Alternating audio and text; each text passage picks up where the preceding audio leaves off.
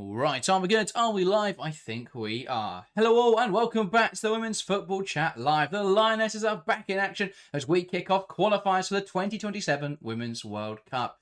Tough group stage for England as they are going to be facing off against Iceland, Ukraine and Spain over the next few months as qualification for the 2027 Women's World Cup. Today we start as Ukraine take on England then. A tough test away for the Lionesses to start qualification period, Harry, but against an opponent where England should have some comfort. Yeah, absolutely. I think it's a game that the Lionesses, they'll look at the group, see the likes of Spain in it and realise that this tonight game against Ukraine is an opportunity to get 3 points on the board, start the qualification campaign strongly and make sure they don't fall behind early doors. You want to lead the way. You want to be in that top spot to make sure that you're definitely going to be at the tournament in next summer. But yeah, Ukraine, they're going to pose a difficult challenge. They'll look to be defensively solid, but England should have the quality to see them off. Of course, the game that everyone will be more focused on will be when England do eventually take on Spain next month. But yeah, it should be a really, really good game. Great to see Lionesses back for the first time this year, and hopefully they're going to put on a bit of a show and show what they again, you want to be building that World Cup form in games like this. So this is where it all starts. Road to Brazil. We can all start getting excited about it. But yeah, great to have the Lionesses back, and it should be quite a good game as long as Ukraine put up a nice test.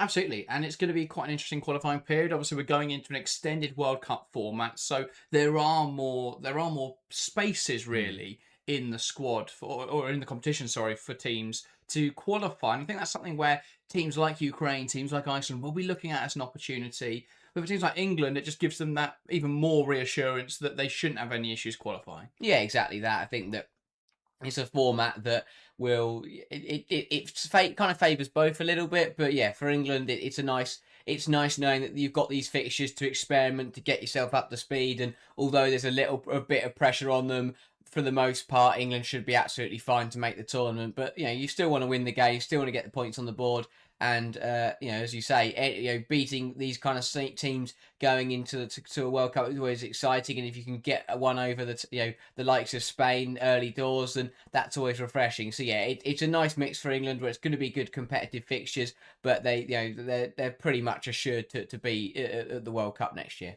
Absolutely. Well, let's dive into the lineups then to start today's game. We'll begin with the hosts, Ukraine. Unfortunately, due to the conflict, this isn't in Ukraine. It's still very sad to see them not be able to compete on their home turf, but they'll be hoping to give their citizens a little bit of joy by competing well in these kind of fixtures. So we'll start with Ukraine then, a 5-3-2 for them this evening. In goal, it's Samson, a back five of Shaniak, Kotiek, Pitrik, Korsun and Basanka.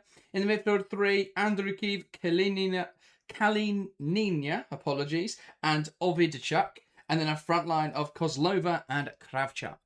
For Ukraine, it's going to be a matter of how much they can frustrate England in this game. Playing a five-back from the off, we expect them to be very narrow, very compact, look to make life difficult for the Lionesses. Yeah, exactly that. They're going to sit quite deep, but if they can, they're going to try and counter-attack. But the main aim will be hang on in this game. The longer they keep it at 0-0, the more the game will come towards them, the more it will frustrate England, and then the mistakes will start to come, and then they can look to put the pressure onto the Lionesses. But first 5-10 minutes, Ukraine will want to stay in the game, keep things tight early doors, and as I say, the longer they can frustrate England, the better chance they've got of taking something out of this game. They're going to be compact, they're going to sit quite narrow, but it's important that when they do turn over the ball, those wing-backs can get forward. So they've got to try and strike a nice balance. But yeah, for the most part, they're going to sit defensive and just look to be really difficult to break down.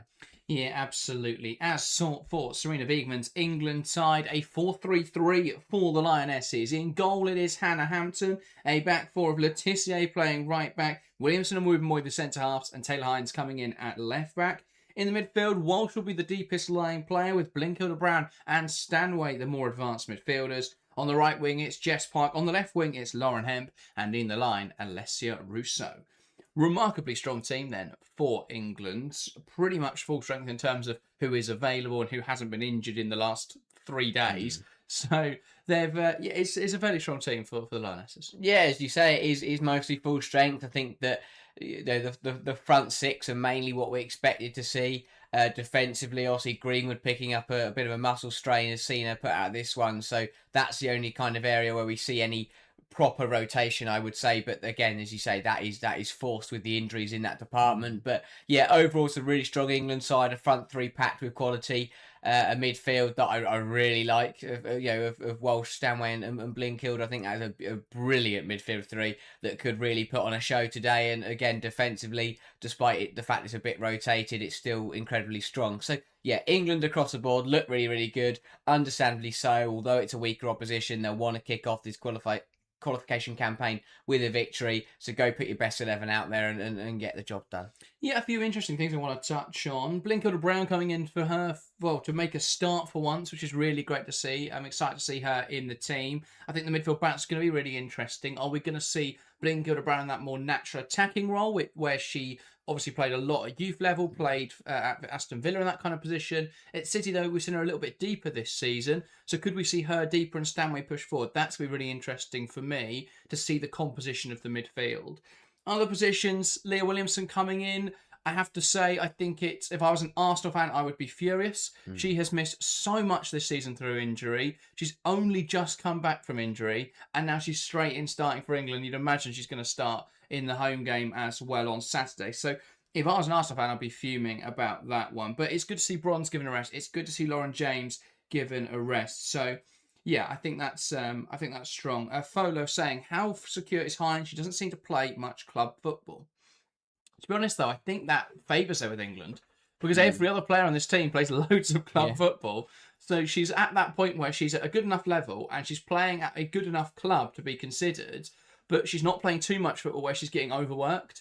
So I think that actually suits Taylor Hines quite nicely, where she's in a fantastic spot. Because if you look at her competition at left back, Greenwood's been injured for most of this season, she started injured, sorry. She's now picked up and not coming into this international break. And Eve Charles has missed all of this season so far.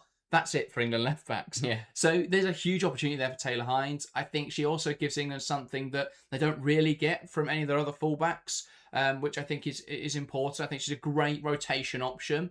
But I would massively expect going into the World Cup that it would be Greenwood in that kind of position. I don't think Taylor Hines would get the nod to start in those big matches at the moment. But, it gives them options in that kind of position. And if they did shift what they were doing next summer, especially when you consider things like Lucy Bronze is aging now, how much longer is she going to be in the national team? Same for Alex Greenwood. She's 33 now. Bronze, I want to say 34. They're not going to go on forever. So there's got to be players coming through, and there's no other fullbacks right now. So Taylor Hines is in a great position. So I think she's arguably one of the most secure spots in the squad. Leon says, what are your thoughts on Clinton being left out of the squad? What does she need to do to get back in favour? Play football.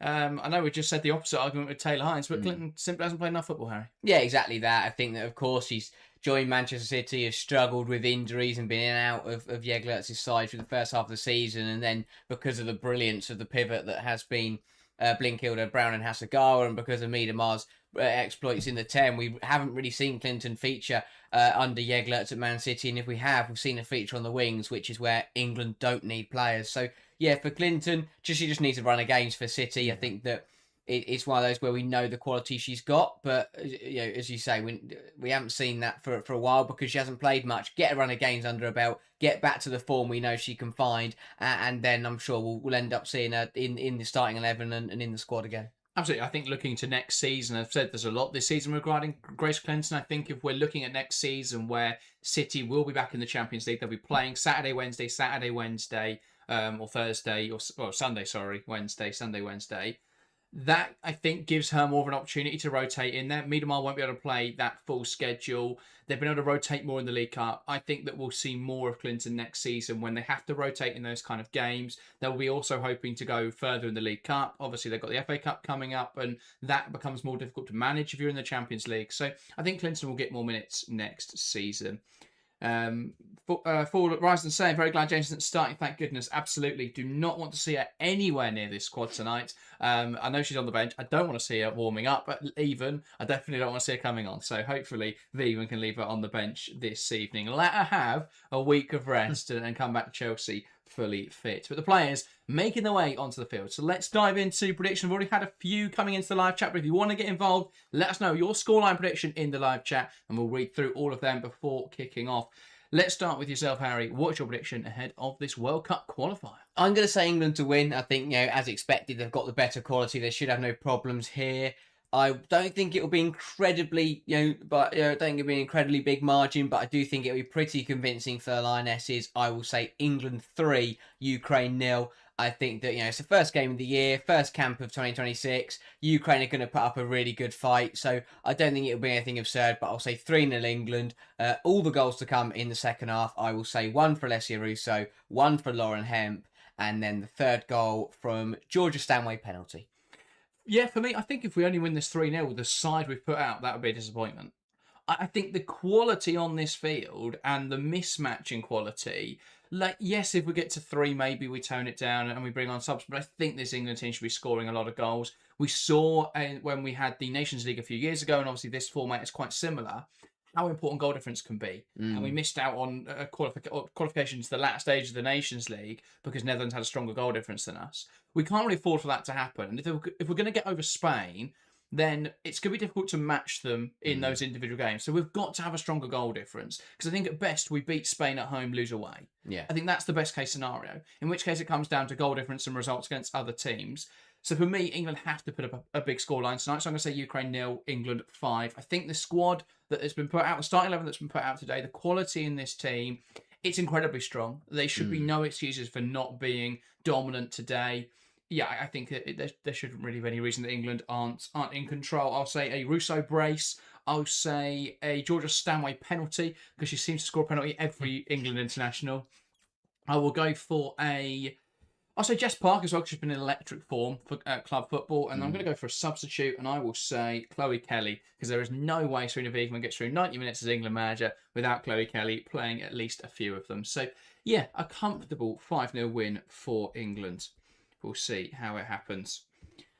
But, yeah, I'm looking forward to it. It's good to see England back. It is nice to have a little rest. As much as we love the, full energy WSL season, it's nice to have a little break with international football and hopefully a bit more of a comfortable game for England. Yeah, exactly that. I'll be very intrigued to see how long it does take England to break the deadlock, and that will probably dictate how many goals England do go on to score, but will it take 20, 30 minutes for England to find a way through, or can they strike fast and get an early goal and get themselves on top, immediately? That'll be the big question. I think that you expect to see a bit of an intensity, especially because it's the first game of the break. But as you say, being in the busiest part of the WSL season, I'm not expecting all of these players to come in and give it 110%, because why would they?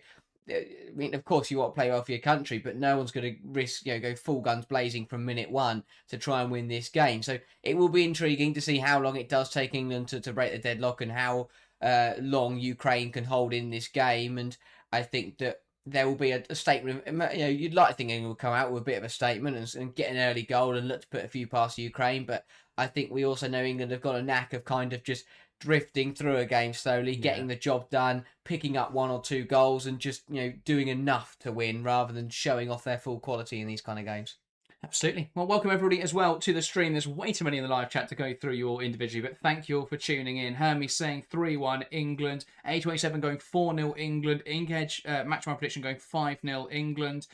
Kevin Flatty going 6-1 England. So a range of predictions. Fairly confident, though, the live chat that England will win. That's reflected in the poll as well. 95% predicting England to win today. 5% optimistic on Ukraine. 0% think this game's going to be a draw. So it's gonna be a win for someone here, based on the poll in chat. But yes, welcome all to the stream. If you're trying to find a way to watch this game, it is exclusively in the UK. There's no international broadcasters, so you've got to be in the UK to watch it, and it is on ITV, I believe. So yeah, and if you can't find a way to watch it, feel free to join us here. We'll be live commentating over the entire 90 minutes as Ukraine take on England as the first World Cup qualifier. Feels good. I like I love World Cups. I love the qualification period. You start to feel excited for the 2027 World Cup. I think it's going to be a fantastic tournament in Brazil, a vibrant hub of football culture.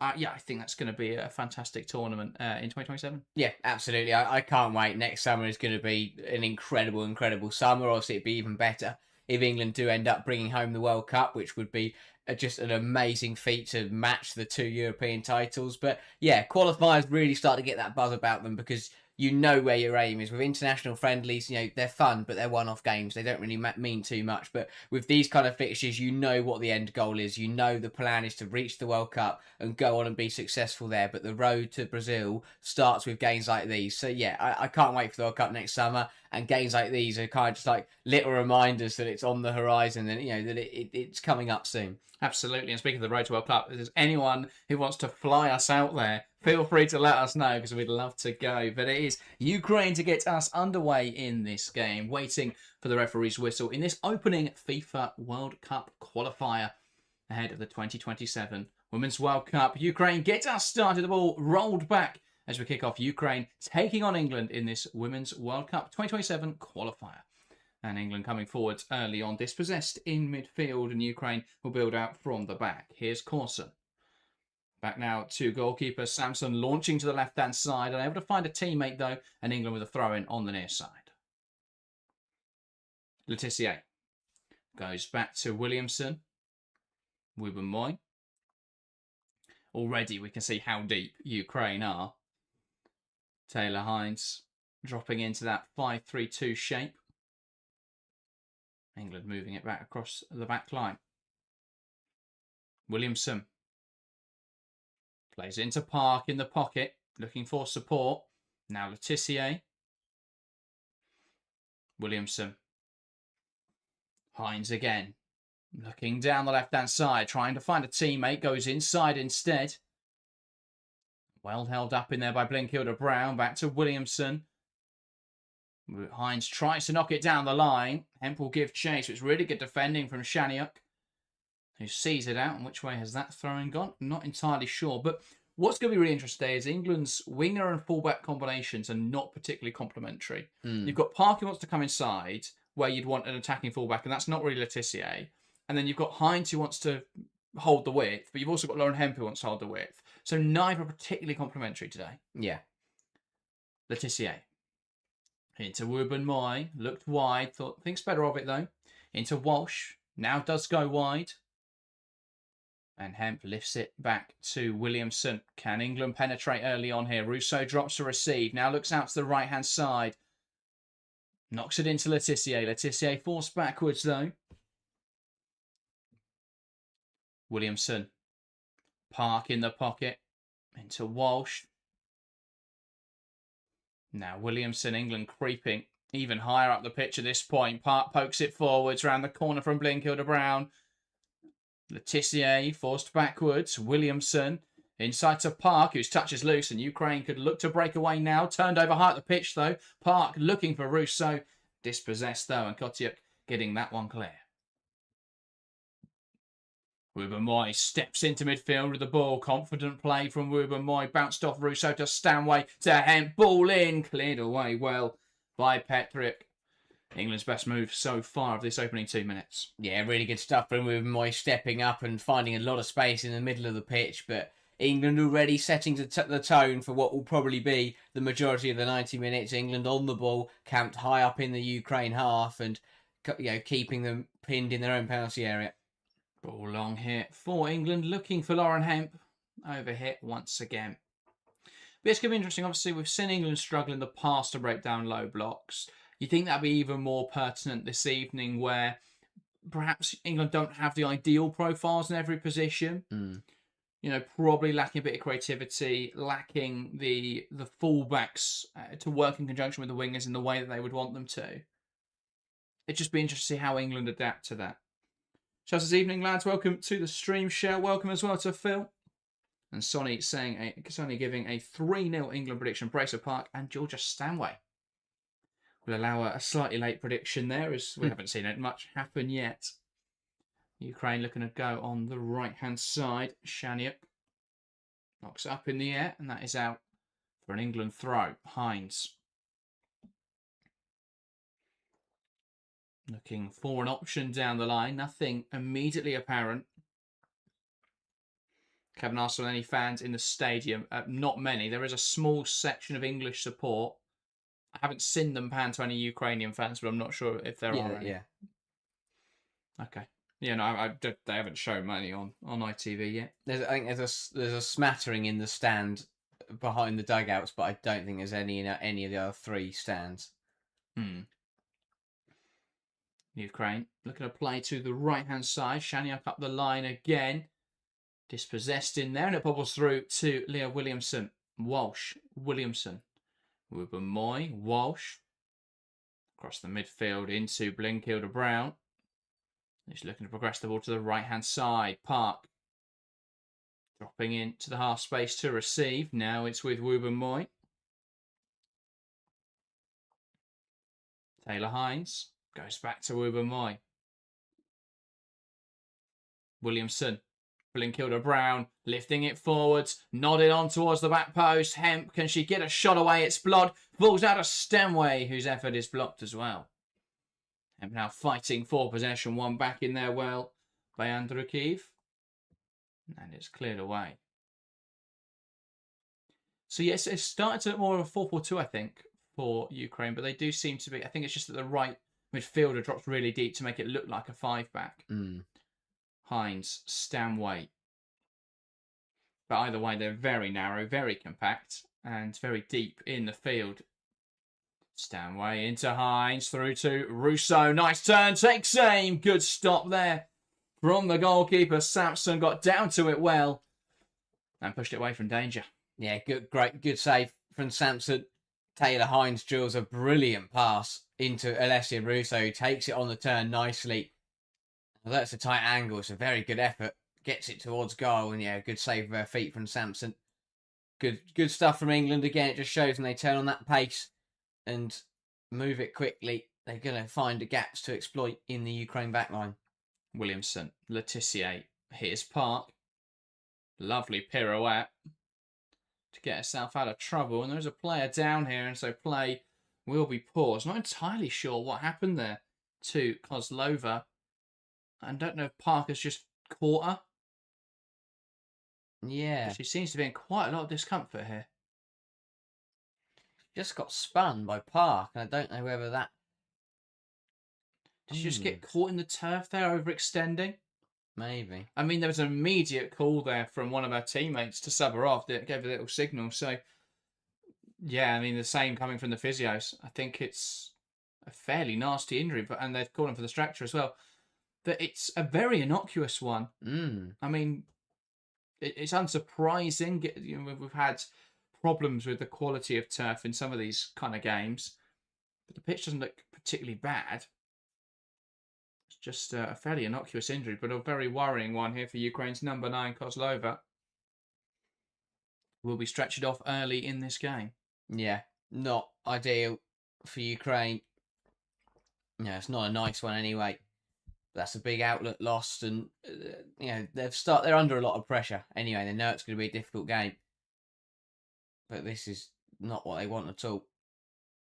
Yeah, it's one of those where it's not even because it looks pretty serious an injury. It's not even like they would have known that she had a knock coming into it. Maybe she's aggravated something because it looks more serious than that. But either way, change to come. It's going to be Zaborovets coming on to lead the line then, alongside Kravchuk, as Kozlova is forced off with an injury, a fairly nasty one. Wish a speedy recovery to Kozlova. But yeah, it was a bit of an odd one, just a fairly innocuous challenge. Didn't even make any contact with another player. It just seems to be how she's landed in the turf there. So concerning one for Kozlova. Hopefully a speedy recovery. I say Borovets brought on in her place. Very hasty as well from everyone involved. That was very quickly dealt with. Yeah, so it's what makes you wonder whether she had some sort of pre-existing injury. How quick they were to say, "Oh, she needs to be stretched off. She needs to come off." But yeah, it didn't look like it. But yeah, not sure. Lauren Hemp breaking down the left-hand side. Can England find a breakthrough? Hines plays it inside to Stanway. Needs support. Finds Hemp now. Back to Georgia Stanway. Puts the ball into area. That's a good chance for Alessia Russo, who heads over. Nice move from England. Managed to create a space in the box there. They stretch the back line. Russo does well here to split the centre halves, and a free header. Definitely should have put this on target. Yeah, everything is right apart from the head up. The ball in from Stanway is absolutely superb. And Russo, as you say, the timing's brilliant. Just gets in between the centre halves and should really test the keeper with that one, but heads just over. But really good stuff from England. And again, those gaps within the Ukraine penalty area are opening up slightly. Yeah, absolutely. Here is Williamson then. Wiegman, Hines, Walsh. England going back there, almost a deliberate ploy to try and just bring Ukraine forwards a little bit, give them some space to attack into. Walsh. Wiegman into Williamson, who's pushing almost into a midfield role there. Now Hines. Carries the ball forwards. Park. Into Blinkilder-Brown. Now Williamson. Letitia. Williamson. Options ahead of her. Goes inside to Russo. Has dropped to a C. Plays it around the corner to Blinkilder-Brown. But too much on that. And it's dealt with well by Corsoon.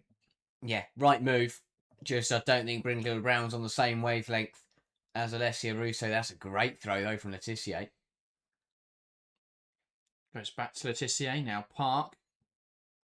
Letitia. Carries it inside. And now lays it to Williamson. Walsh has pulled into this wide right position. Now Park is even wider. Back towards Kira Walsh. A nice give and go on the right-hand side. Back towards Park. No room for that pass, though. Good defensive work from Ovdilachuk. Yeah, the combinations are quite nice for England. And they're moving it around nicely, but Ukraine doing well there to get a foot in and just to break that one down. Ball into the penalty area there from the throw-in is intercepted. England win it back pretty hastily, though. Wiegman feeds it to the left-hand side. Here's Hemp. Carrying it forwards. Can she find the cross into the box? Good defending from Shaniuk just to force her backwards. Hines. Stanway. Back towards Taylor Hines, who cuts it back to Hemp in a good position. Cuts it back again to Walsh. Not with the space for the shot. Gives it to Park, and that's blocked wide. And an England corner to follow. How many people wanted to cut it back there and not shoot? Someone just needed to have a go. Eventually gets shifted to Park, who does have a strike that was wayward, but it took a touch. I think the pass from Hemp's got to go immediately into Park. It goes into Walsh, and Walsh isn't really in a position there. She's too close to the passer to receive it and open up the body. Yeah. It's got to go across to Park, who would have a little bit more time then to adjust and open up the body for the shot. Just not the space there. They've got a corner. Letitia plays it short to Park, who cuts the edge of the box. That hasn't quite worked out. They'll keep it alive, though. Hemp to Hines, to Blinkilder-Brown. Wiegman dropped, but remains onside.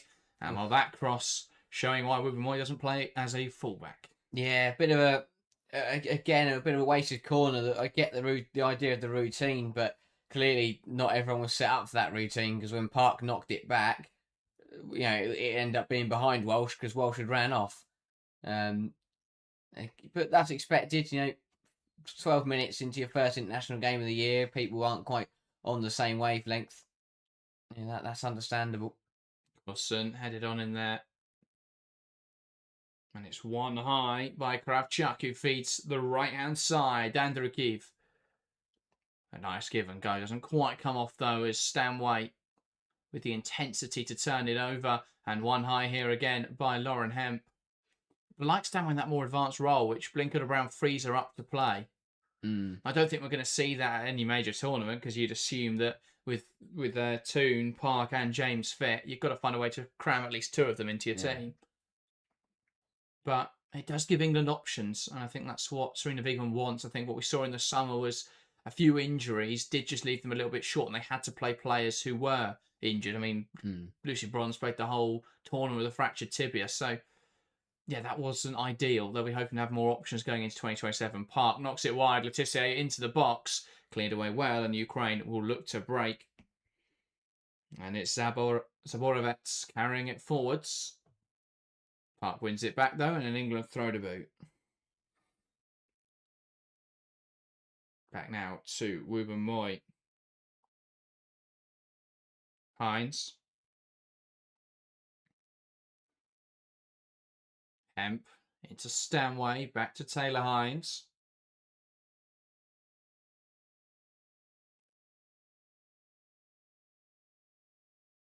Hemp lays it to Walsh, looking to switch the focus of this attack. That drill ball, though, cut out by Basanka. That heads it straight back to Williamson. Walsh. Hines.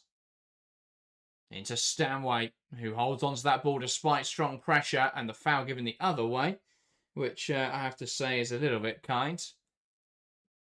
Kalanina didn't need much invitation to go down there, and I'm not sure how that's been given against Georgia Stanway. Yeah, it's unlucky because Stanway catches her, but that's because they're both just running around.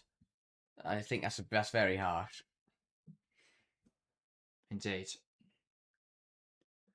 Ukraine going to the right-hand side now. Held up well by Andrew Kiev. Now Kalanina.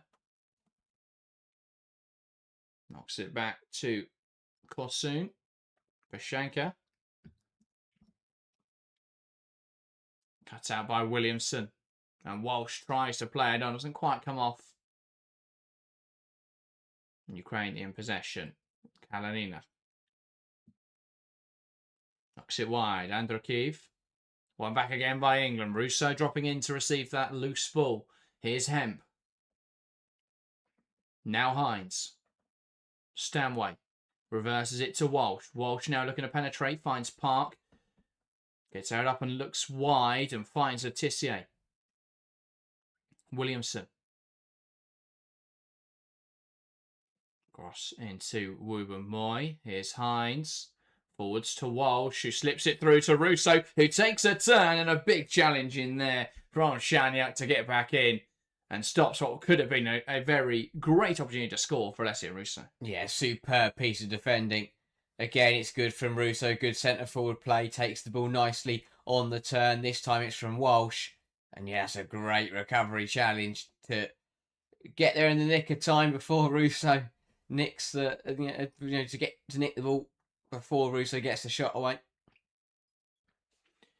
Indeed. And so Taylor Hines over this corner. 16 minutes, only 4 shots so far for England. They've had a lot of the ball, haven't really, though, been able to break Ukraine down. This in towards the front post. Hemp does just about hold it up. Hines cuts it back to Park, who'll look to deliver this ball in again. That's a good ball towards the back post. Shaniak, though, heading it away. Kept alive by Blinkhilde-Brown. Letitia.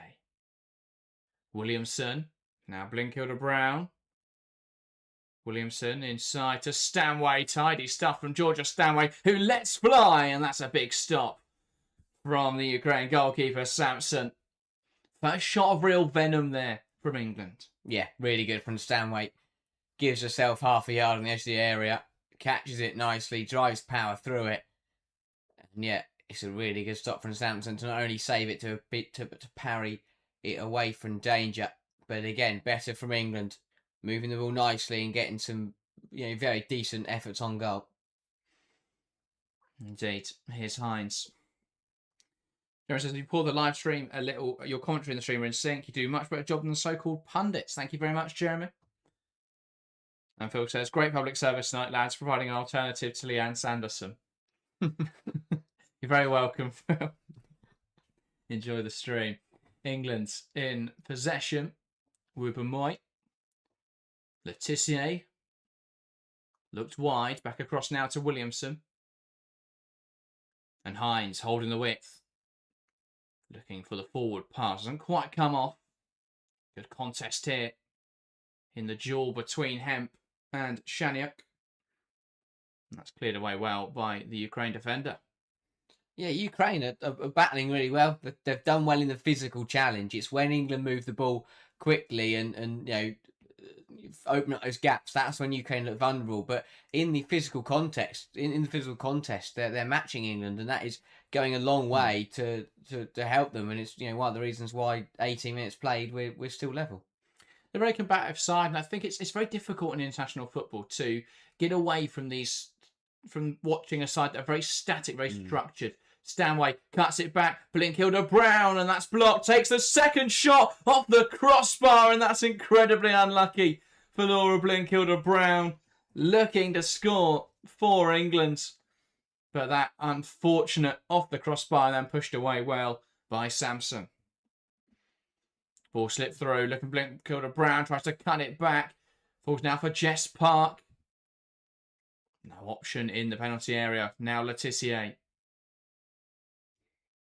Back to Leah Williamson. And Hemp heads down. Here's Hines. Walsh. Wiegman. Now Williamson. Park. Letitia again. Now Park. Williamson.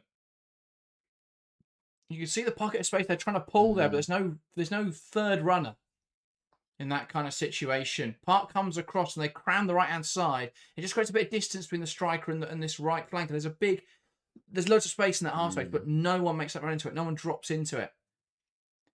Here's Hemp. Taylor Hines.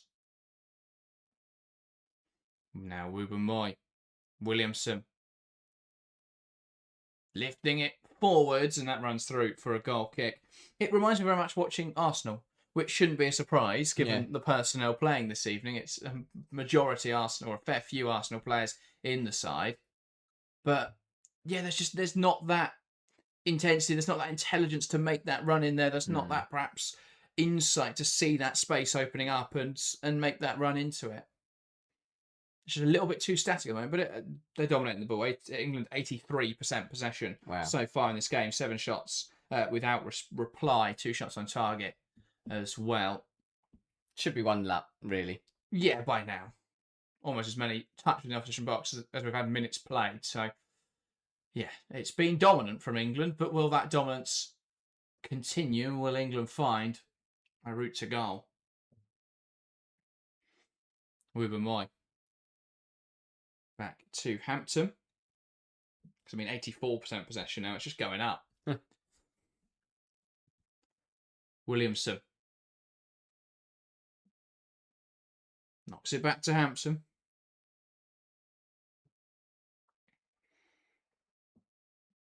And Wiegman encouraging players to move the ball quicker.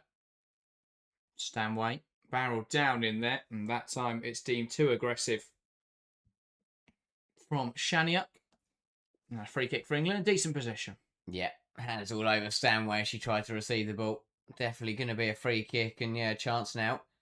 With Letitia over this. Just to England to try and hit the ball into the penalty area. Plenty of options in there. In an England shirt. But Ukraine have done a good job so far of being aggressive in those duels. This will be a big test of them aerially. Indeed. So Letitia over this set piece. Lifting it in towards the back post. A few runners there. No one able to pounce on it though. It's still alive here for England. Blinkhilda Brown to Walsh and just overplaying it again. Walsh trying to wriggle her way through. Now out to Williams on this right-hand side. Lifted towards the back post. Russo heads on target. That's blocked well. Referee waves away complaints from England and that could have been the arm. And England now recycling possession. Hines. Blinkhilda Brown. Taylor Hines again. Williamson. Carrying the ball forwards. Gives it to Stanway. It's almost operating as a right back for the moment. Hines. Wiegman. Now Stanway. Williamson holding the width. Knocks it inside to Walsh. Turns nicely. Stanway. Walsh. Into Blinkhilda Brown. Back towards Kira Walsh. Looks to play it inside. It bounces through. Bounces away. Hines tries to keep it alive here on the edge. Park now. Here's Hines. Dancing on the edge of the 18-yard box. Blinkhilda Brown shuffles the ball wide. Stanway puts it in there on top of the goalkeeper. And a comfortable claim for Samson. How have England not scored yet? Feels like they're just trying to will the ball into the goal. But yeah, it just will not go at the moment. They're putting Ukraine under all kinds of pressure. You recycled that free kick really well and just kept on delivering the ball into the Ukraine 6-yard box, but still can't find a way to put the ball in the back of the net. Yeah, it's complete ball dominance really for England. 208 passes completed in 24 minutes is frankly absurd. Ukraine with just 43. Hines. Williamson. Walsh. Williamson. Down the line from Hines. Lovely turn there from Stanway to create a bit of space to drive into. Now Hemp, one-on-one with Shaniuk. Hemp comes back inside, and the pass down the line doesn't come so much. I think Hemp's got to back herself there. Does well to fight back against Shaniuk and win it back. Shaniuk tries to drag her down. There was a foul in there, but England keep possession. So advantage is played. Hines. Just getting into that position. Take her on, I feel. Yeah. Cutting back and slowing it down. It's just going to allow Ukraine to get back in there. I think you've got to back yourself. Being Lauren Hemp, I think you've got a great chance of being able to beat her in the one-on-one. Great challenge on the left-hand side here from Ukraine. It was Petrik, the midfielder, getting back in there. A strong challenge, but it was a good challenge as well. Yeah. And Ukraine now with a goal kick. They'll be happy, Ukraine. They are 25 minutes through and are still in this game. England will be wondering how on earth they've not scored, but plenty of time. But I said this, is that will we see England, firing all cylinders and get an early goal and completely dominate? And while they have completely dominated, it is just another one of those performances where that goal will come eventually, and they know that, so then they don't really need to worry about too much. Hampton, Williamson with a Moy into Walsh. Knocks it round the corner. Hines will get there. Now England looking to move the ball forwards with a bit more urgency. Williamson back across the back line. With a Moy carrying it forwards. And now Hines.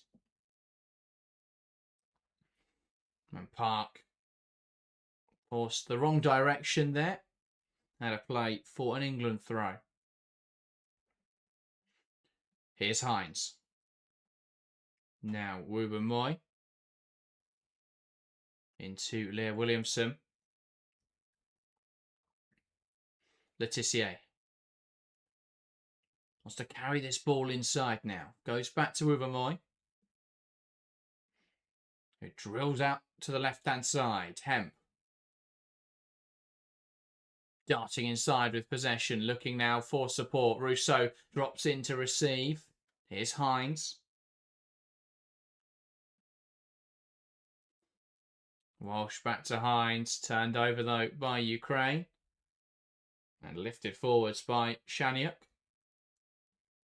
Cut out by Lotte Wubben-White. Pass forwards. Here's Hemp. Wants to take on Shaniuk. Looks to go around her. Ball into the area. Rousseau tries to head it. Doesn't quite get the direction on it though. But it is out for an England corner as that last touch came off Petrik. But England, another cross into the box. Still struggling to break Ukraine down. They do now have a corner. Yeah, better from Hemp. Takes on her opposing fullback and does well. And again, Russo probably should do better with the opportunity. Doesn't really make any meaningful contact with it, but does win a corner. But yeah, England, so many deliveries going into the box and not one of them being converted is always slightly, it's concerning. You want to be hitting the back of the net by this point in the game. Taylor Hines over this corner. In towards the front post. Letitia tries to head on. Doesn't quite come off. And it's smashed away by Ukraine. A27 says, gosh, it's been a drag in my opinion.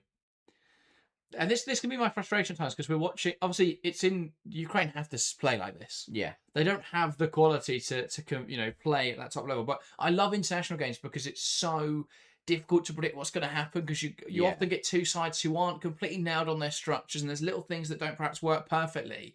But it allows the individualism of football to come out. It allows what the sport should be, which is player focused, player oriented, to come out. But I think in these kind of games where Ukraine's only option is to sit incredibly deep, it does nullify that element because England at the moment are trying to find any sort of space to work with, which is incredibly difficult given how Ukraine are playing this game. Yeah, exactly that. I think that It's one of those where, as you say, you want to see two sides really take each other on, but there's not really much else Ukraine can do. And the thing, they've already picked up an injury. They've got another player now down on the deck. They're being combative, but it's hindering them. But they've just got to keep doing this because at the moment it is limiting England, and that's what it does. It limits England playing football, which then as fans is going to be frustrating and a bit dull for us because we're not watching England fire on all cylinders and scoring loads of goals. We're watching England struggle to break down a really deep Ukraine side. I think Saturday will be very interesting because Iceland are in that weird middle group of teams where they're not quite good enough to be like serious threats. Like they could definitely get a result on their day, but they're not quite good enough to be serious threats. But they're not bad enough to play super defensive football. Yeah. They have got players like Svindis Jonsdottir who are huge threats. They've got players like Sandra Jason. They have got some really quality players, Danya Brynjarsdottir, where they can offer a serious threat, but they can give you a really good game, but they're not good enough to be that serious threat. But it is going to give a little bit more space, you'd think, with the way they play for England to utilise. Ukraine clearing the ball. Now Stanway. Blinkilda Brown. Hemp wants to take on Shaniuk. Blocked again. And out for an England corner. H27 says, not on Ukraine, meant more so England players struggling. Yeah, well, I think it's a symptom, though, of the way the opposition are playing. Which, of course, they're well with. I'm not saying Ukraine should play, just everyone up front so England have more space to score. That's absurd. But that is why England are struggling. You think naturally as this game goes on and Ukraine's discipline starts to slip as they tire, that'll give a bit more space for England to work with. Hines. Park now. Can she create something? Ball lifted in there. Ruben Moy trying to backheel it, and it's a block off the line.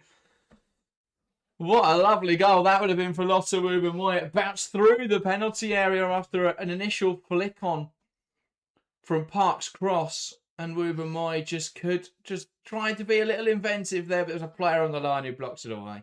Yeah, I like that from Ruben Moy. She was facing the wrong way, but as you say, bit of innovation to flick it goalwards with her heel. But of course, the theme of the evening so far, there was a Ukraine defender in the way. Yeah, Hemp's ball in, blocked by Petrik, and she clears it this time for a throw-in rather than a corner. Leon says, Blinkilda Brown, lots of energy and technique between the lines and tight spaces, but her final ball and finishing leaves a lot to be desired, lacking composure. I think that's exactly why we've seen Andre Jeglerts move her into that more defensive role, where she's a bit more of a hybrid defensive type midfielder, a bit more of a utility player than a creator or final thirds sort of distributor. I think she's more of that engine room in there and fills a very similar function, though less creative, to that of Yu Hatagawa. In this England team, though, we're not seeing that because England are so high. Stanway lifting it in there. Park just squeezed there, but she's not tall enough really to compete for it aerially. Williamson. Walsh feeds it wide. Letitia, good delivery. No one able to head it home, though.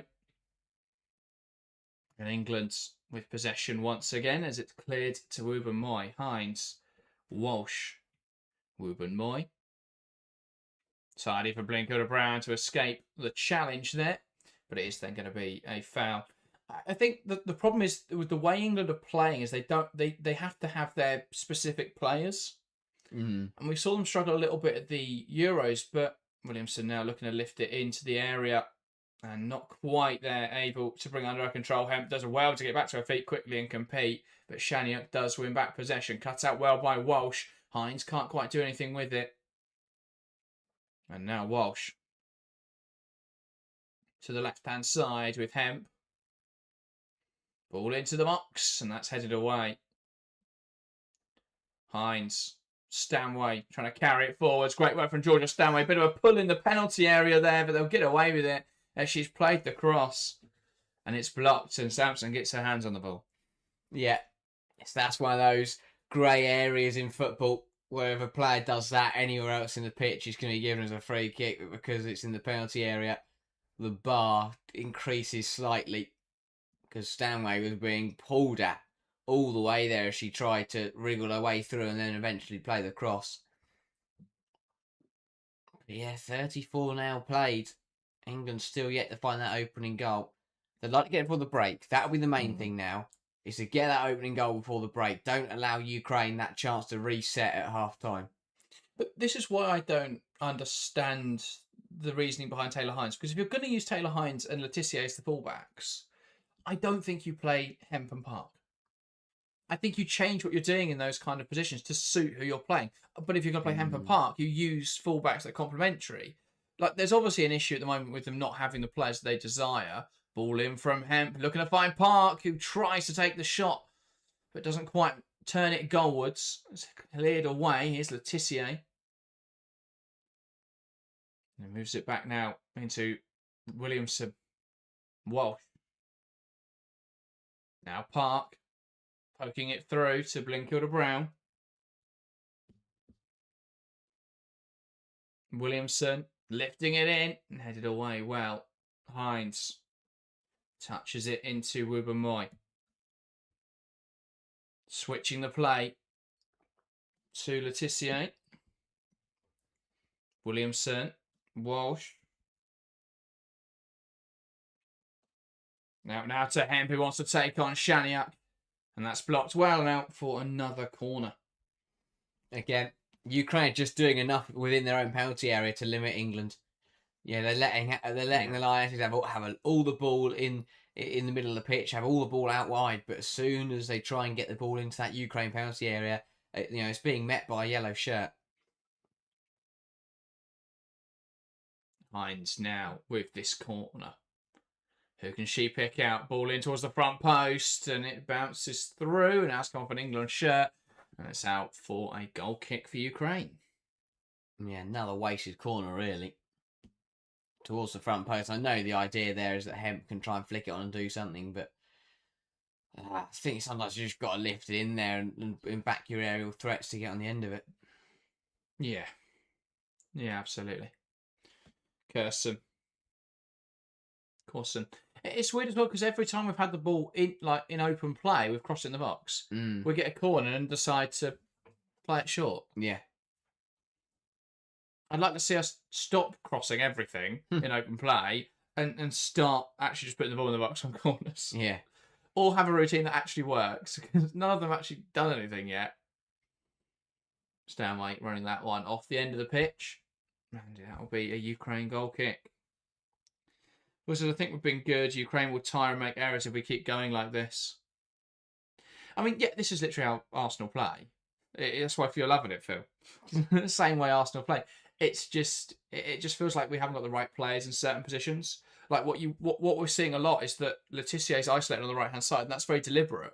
But Letitia is not a player who's going to pick up that ball and carry it really aggressively as a right back should, because she's not an actual right back. She's a centre half, and she has good ball carrying for her position, but not really what you need from a right back. You need a bit more explosivity. Think about Lucy Bronze. She's going to burst forwards quickly and cross the ball into the box. You don't really get that from Letitia.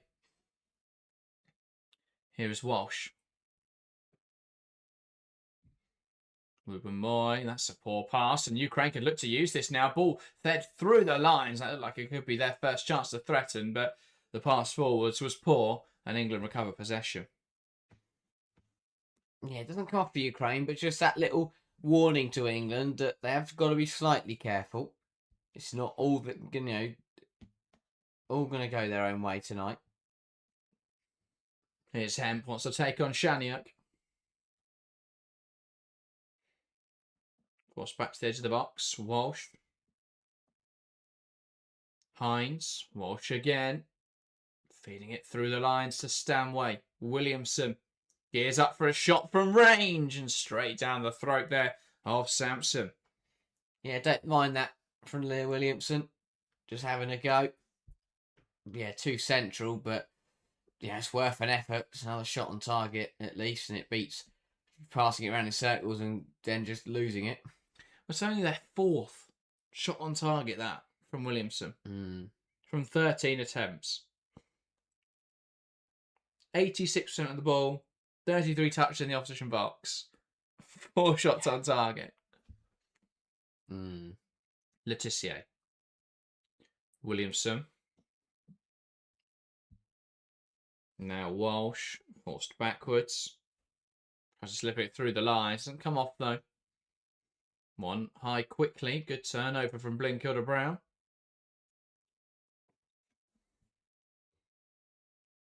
Letitia feeds it through. Russo does well to latch onto it. Ball across the box, headed on. Will drop at the back post. Shaniak does well to deal.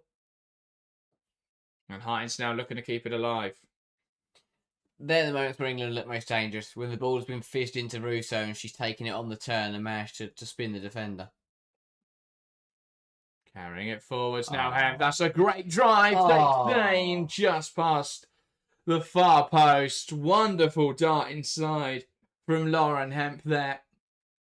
Carries it so well, just not able to add the finishing touch to the move. Brilliant football from Lauren Hemp. Lovely feet. Just drifting between players. Yeah, the shot was just poked wide. And again, really nice stuff from Hemp and England, but still can't find the breakthrough. Indeed. Ukraine on the ball now. Petri goes down the line. Well held up by Kravchuk. Recovered well by Williamson.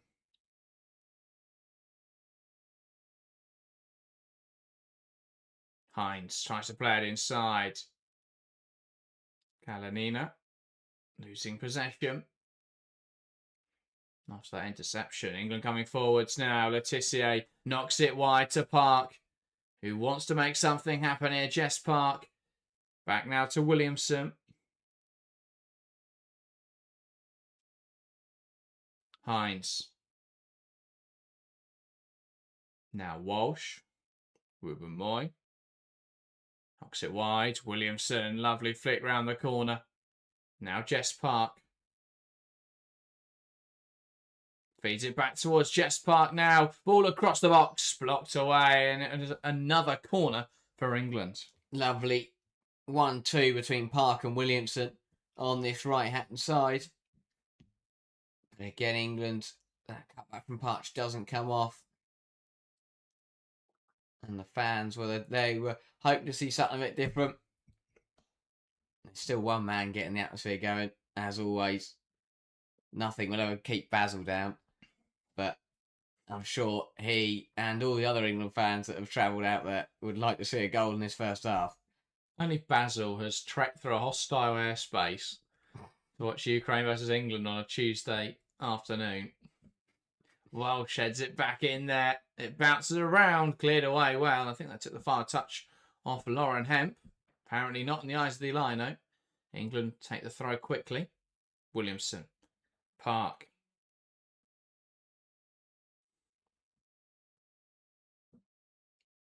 Williamson zipping it across the field. Well controlled by Hines. Now into Blinkilda Brown, the half space. Just can't quite find that pass to Hemp. Should have been better that from Laura Blinkilda Brown. Hemp does well to win it back. But possession has left the field of play, so it will be a Ukraine throw. Doesn't feel like it's going to happen, does it, in this first 45 minutes? Yeah, it had gone out, to be fair. Right decision. But yeah, I mean, I can't imagine. We have had a couple of injuries, to be fair, but as I say, that, you know, even the injury very early on was swiftly dealt with, so I can't imagine we'll get too many additional minutes. Ruben Moy.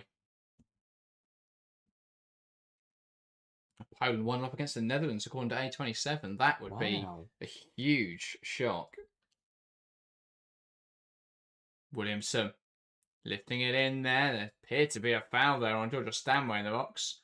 She's not happy that wasn't given, but play continues. Hines. Walsh. Hines knocks it down the line. Hemp. Back to Taylor. Hines puts it into the box. Blocked away. One high up the pitch by Hines. Hemp. Can she find the cross? Lifts it towards the back post. Park puts it back across the area. And it's headed away. England just toying with them. Going back and forth across the area. But no one can put the ball in the goal. Just constant crosses, really. But Poland clearly trying to build on what was a promising Euros. Yeah, absolutely. Well, just looking across the game, Sweden 1-0 up against Italy shouldn't come as much of a surprise. Denmark leads Serbia by 2-1. Another ball into the box that comes to nothing there for England. Yeah, it's a bit of a half shot, half cross that from Jess Park and ends up being somewhere in between and just runs out of play. Germany 2-0 up at half time against Slovenia. The other games all 0-0. Netherlands have immediately scored as soon as we mentioned that Poland goal. It's now Poland 1, Netherlands 1. Good response, that. Yeah. Leia says, bring on Jess Park. Again. 2 Jess Parks would help, to be fair. Ukraine going forwards. Ball over the top with my heads away.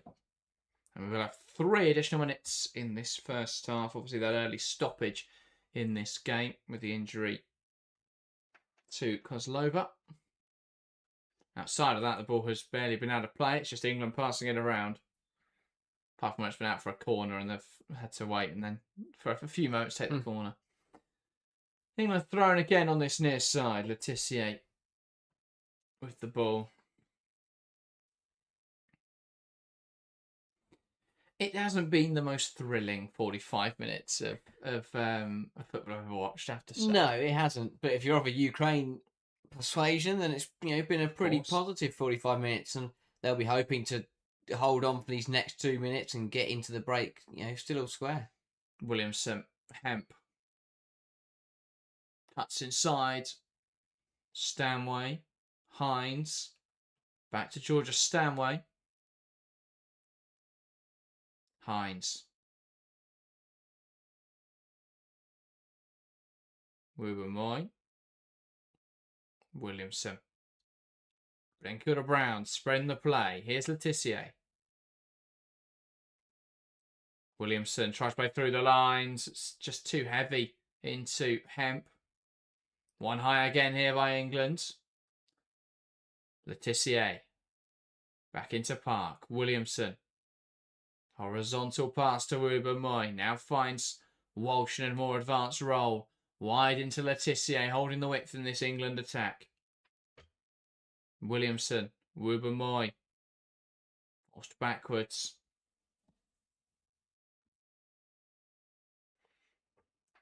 Wiegman again.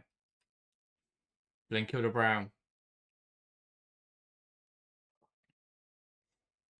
Williamson on the edge of the 18-yard box now is a centre-half. Letitia, ball in. Russo heading wide. Another England cross, another header wide. Russo's had a couple of chances now from those deliveries and hasn't been able to find the target of any of them. And that really that should be the end of the first half. Yeah, very much. So it's just not been too much in the way of goal action to talk about. Netherlands goal, by the way, from Villa Berman.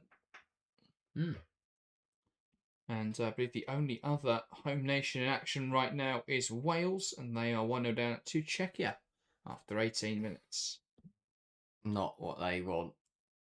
No, they've got a fairly favourable group with Albania, Czechia and Montenegro in, I believe, League B. Yeah.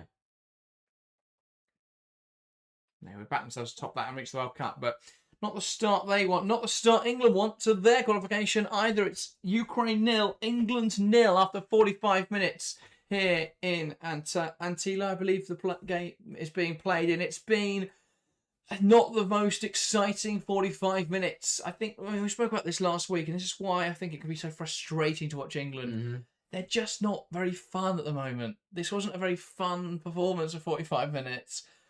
But, over the Euros, when you've got the whole atmosphere around it and the results are there, it's kind of okay. But it's just been a frustrating watch in that first 45. Yeah, it's exactly one of those. England are very much a major tournament nation. And by that I mean is that they are a little bit flat, a little bit quiet for the majority of as the years go on. But once that national tournament comes around, everyone gets behind them. They get themselves firing, and they come out with the European Championship trophy, which in the long term is brilliant. But it does mean that games like this, it's just, again, you wouldn't look at first 40. It's just, it's stagnant. It's so stagnant. The ball's been moved quickly at times, but the game feels so slow because it's just repetitive.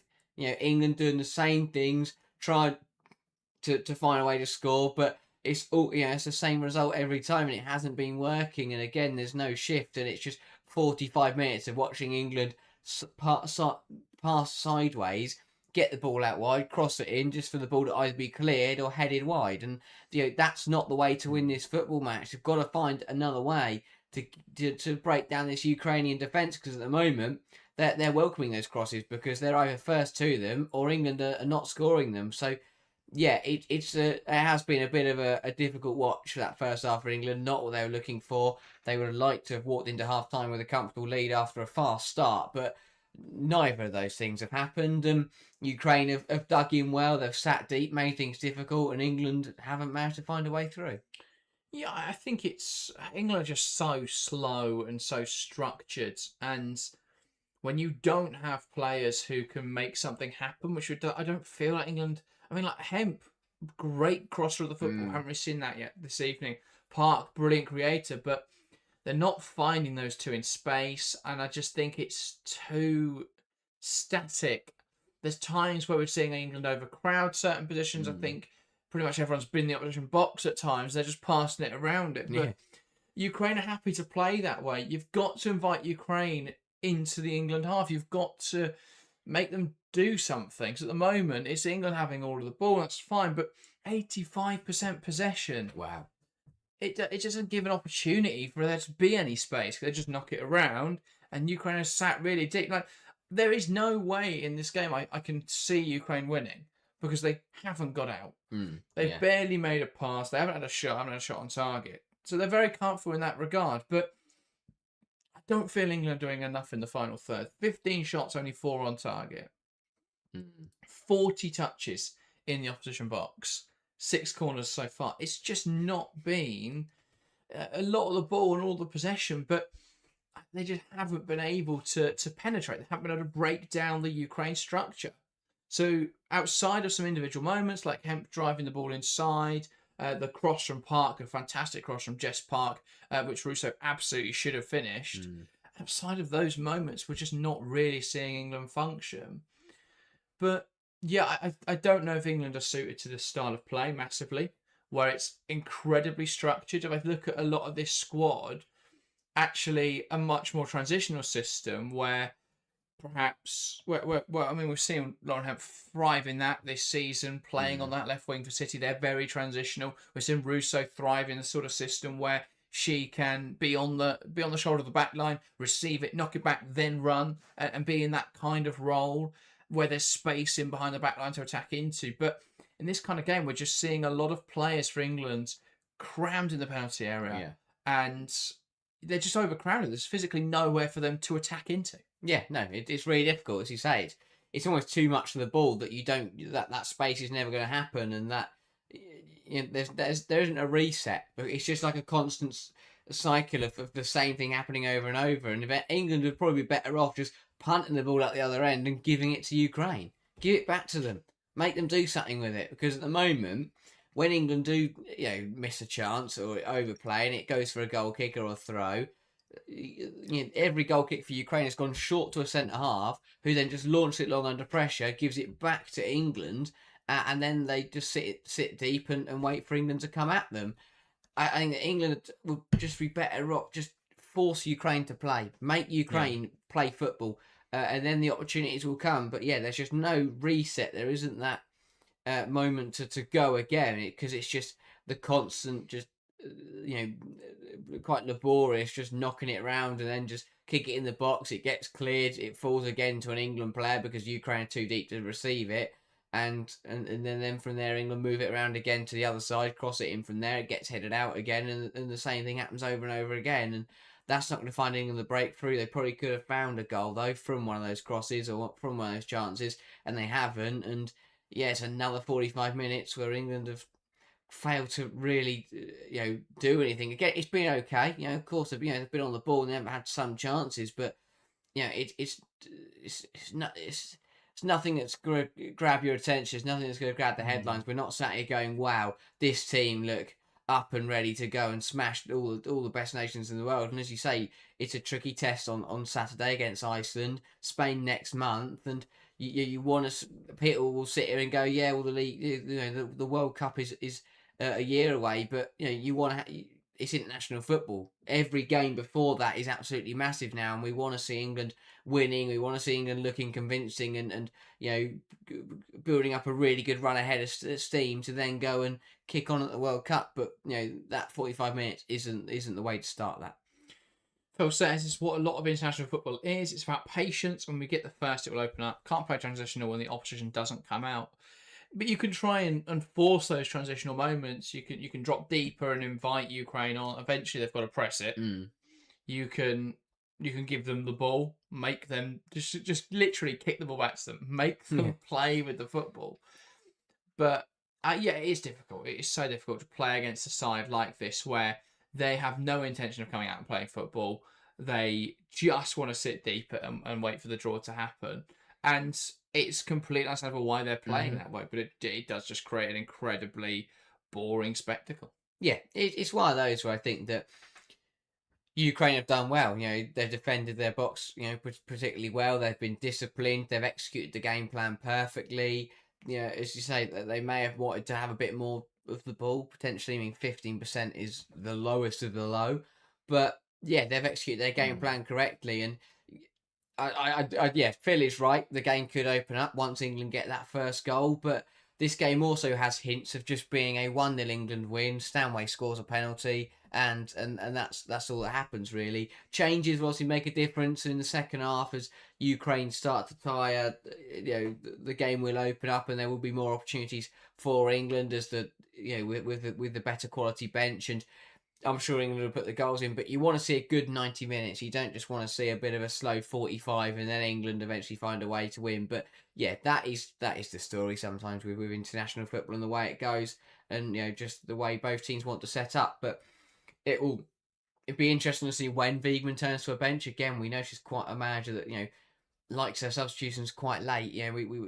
We have sat here in these international games before, and we see a couple on 70, a couple on 80, and then one in added time, and that's usually the way it goes. But it'll be intriguing to see if Wiegman does look to pull the trigger earlier and add a bit of energy to this game. Obviously, you could bring on anyone on that England bench and they'd make a bit of an impact. But yeah, England will hopefully come out in that second half and get the goal pretty early and then just look to kick on from there. Yeah, I mean, it's the classic case of it. It's a completely different narrative if that Brown goal goes in, or Russo can actually put a header on target.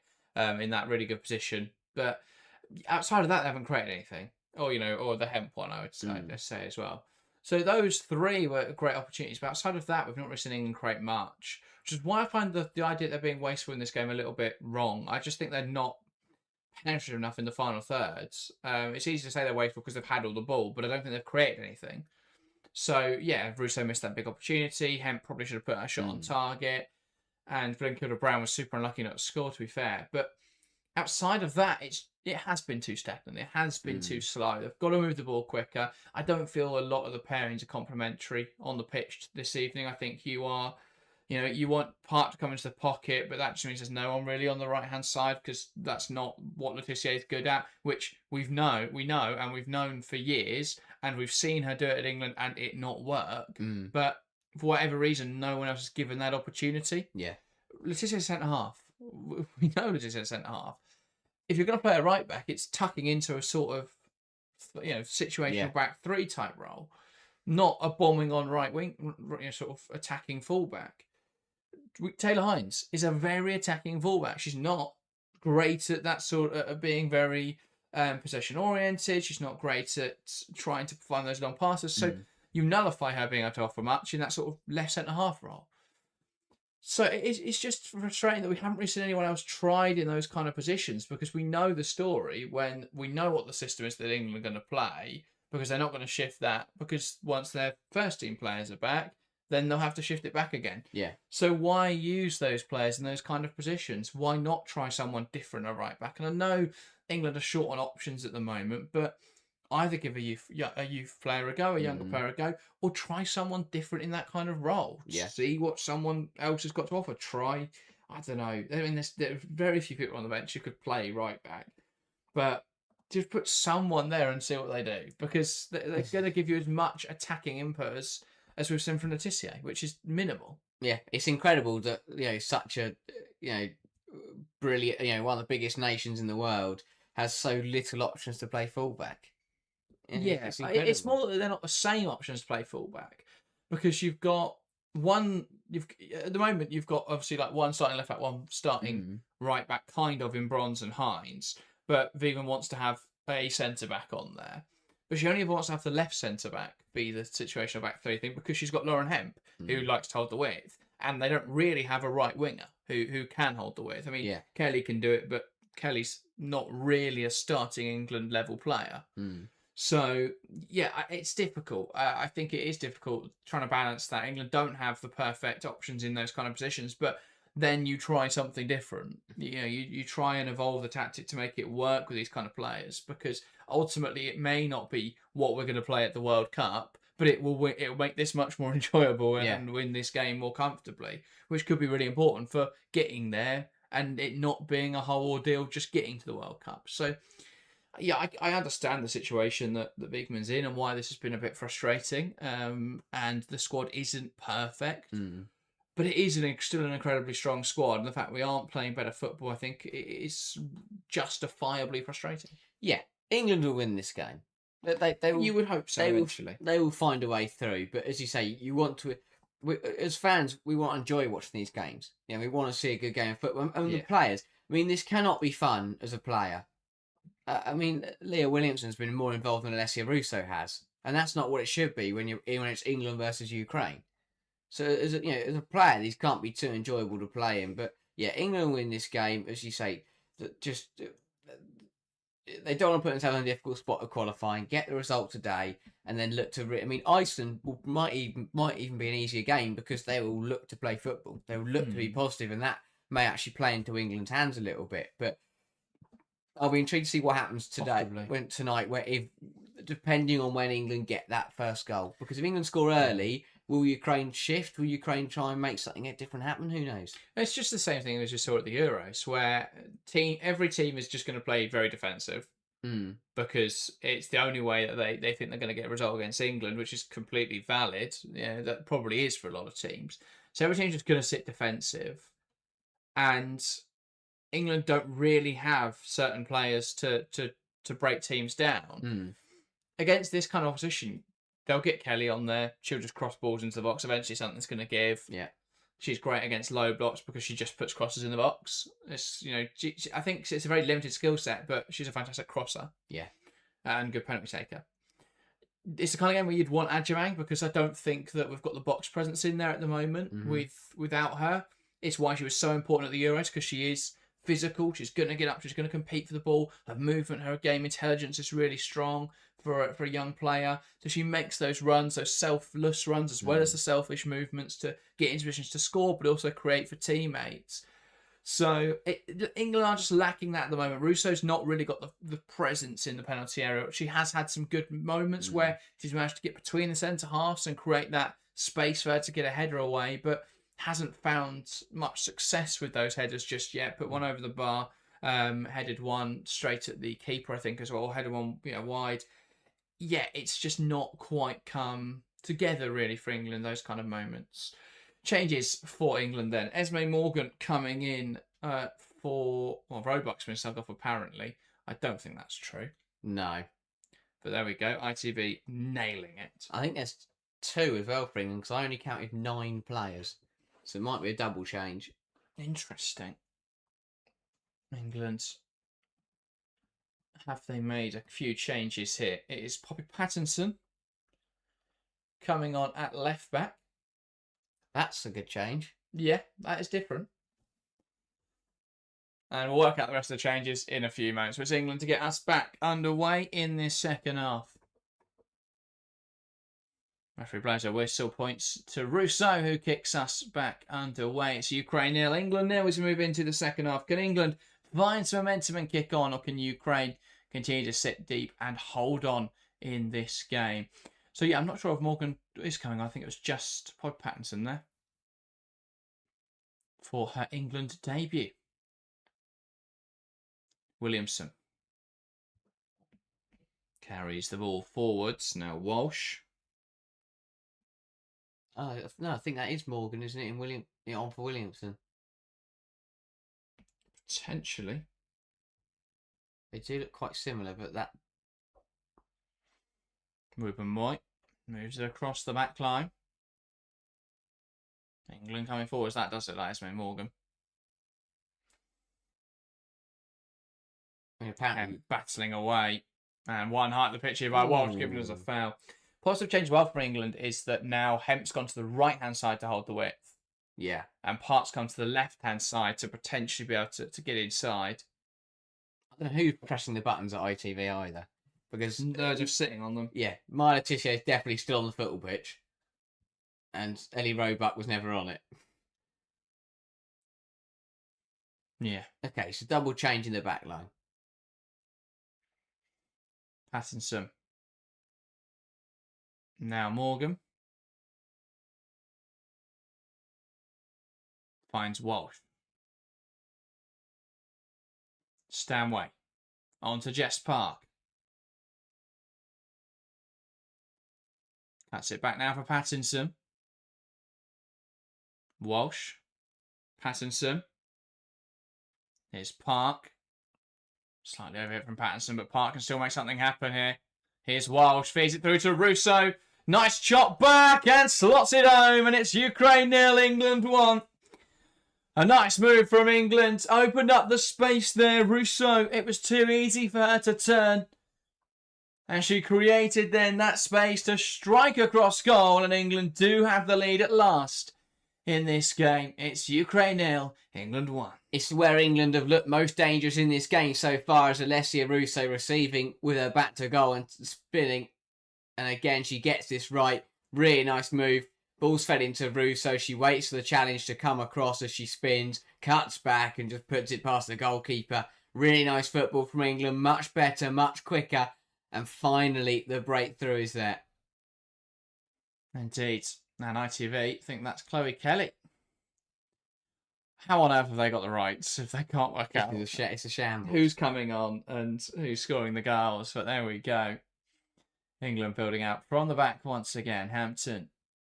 Now Morgan. Walsh. I understand as well wanting to get Pattinson on for a debut, but I do think it's interesting that the player that was rested earliest is Taylor Hines, who has probably played the least football of anyone starting this game so far. Yeah, this season. But like you could take Letitia off. Equally, she has come back from an injury fairly recently as well. Obviously, Williamson coming off makes sense. She's only just back from an injury. Morgan into Letitia. Hemp. Now Walsh. Dispossessed in there. Well, does well actually to squeeze it back to Ruben Moy. She is dispossessed though by Malanina. One back in there by Blinkilda Brown. I can just imagine Mark Skinner sat at home absolutely seething that Jess Park and my Letitia are probably going to play quite a long time.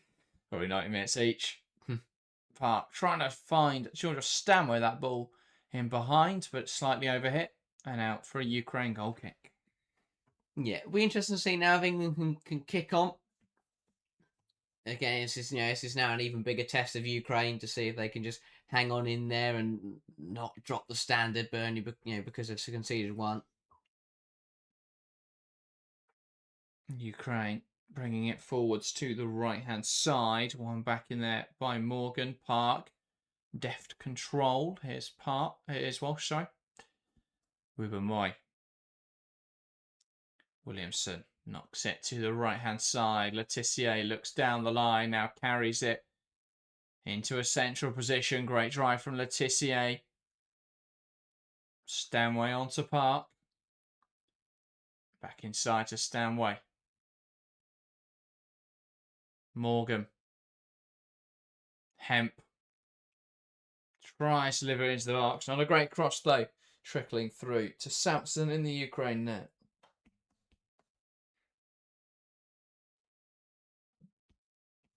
Ball sent forwards.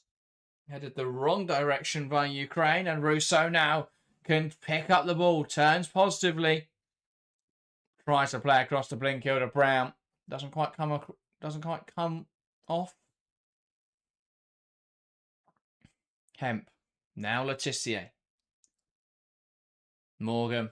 Walsh. Here's Pattinson. Wiegman.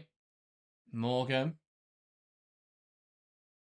Feeds it through to Hemp, who cuts it back now for Russo and touches it home.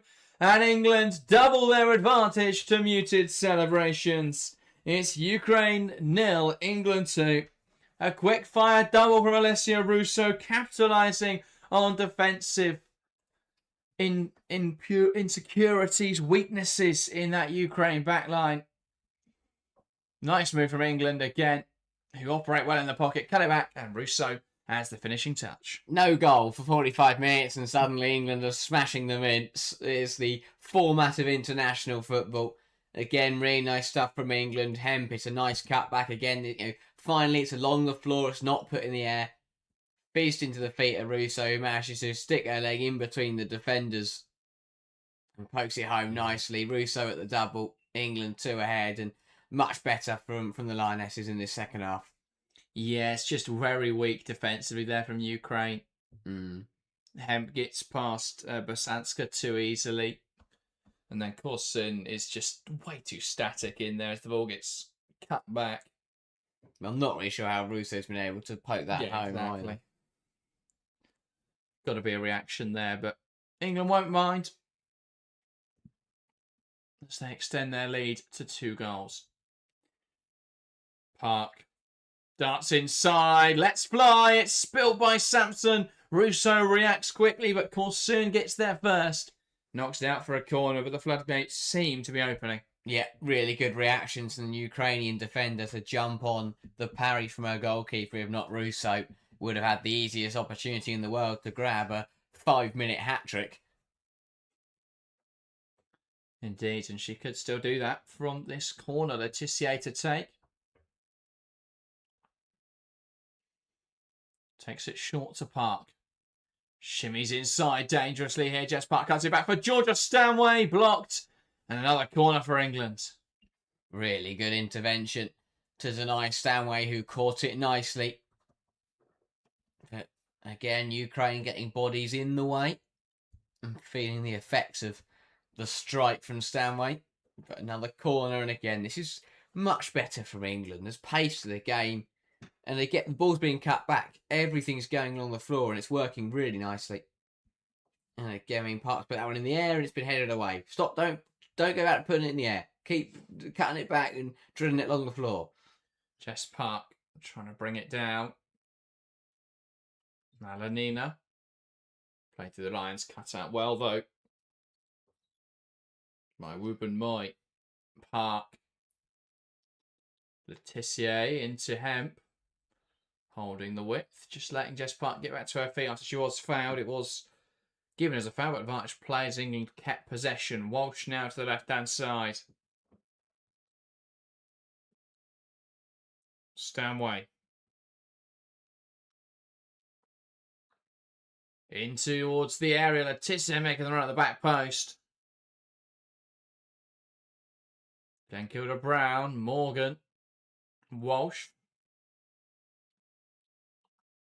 Ball in. Russo heads goalwards. Can't quite get the power behind that one. A comfortable claim for Samson. Already got 2 tonight. Russo could easily have a couple more. That's another effort on goal for Alessia Russo. Indeed. A couple of questions in the live chat about who scored. It's Alessia Russo who has grabbed both goals for England in this game. And HS, everyone liked the stream. Yes, indeed. 200 people watching right now, only 60 likes, so make sure to smash that like button if you haven't already. Ball through the lines to Russo, turns well, cuts it back, Stanway can't quite get there. Trying to play out from the back now, Ukraine. Russo reacts quickly, Blinkilda Brown, muscled off by Malinina. And now they'll look to break. Here is Andrew. Nowhere for her to go. And of course, reminder as well, we are trying to hit 10,000 subscribers before the end of the season, before the Women's FA Cup final, which is the last domestic game of the 25-26 season. So if you haven't yet hit that subscribe button and want to support us towards that goal, make sure to hit that subscribe button. We have gained over almost 100 subscribers just today alone. So we were almost there. Keep hitting that subscribe button to make that happen. But yeah, keep supporting the channel. England coming forwards now. Morgan. Here's Blinkilder-Brown, wide to Hemp. Looking to pick out a teammate. That's a good delivery towards the back post. Bounces through to Jess Park, who tries to cut it back. Pull pass though from Park, uncharacteristically so. Pattinson into Park, pulling the strings into Russo. Wants to lay it off. That's very difficult with the number of yellow shirts surrounding her in Ukraine now, looking to break out. Down the right-hand side, Andrew Keefe. Good challenge from Pattinson. That did come off the Ukrainian, but it's been given earlier as a free kick anyway. Yeah, Wiegman, I think, was just pulling back the Ukrainian forward as she tried to progress, which is a word that we haven't been able to say about Ukraine for the first 55 minutes of this game. They tried to do something. Yeah. Ukraine with this free kick. Ball launched forwards.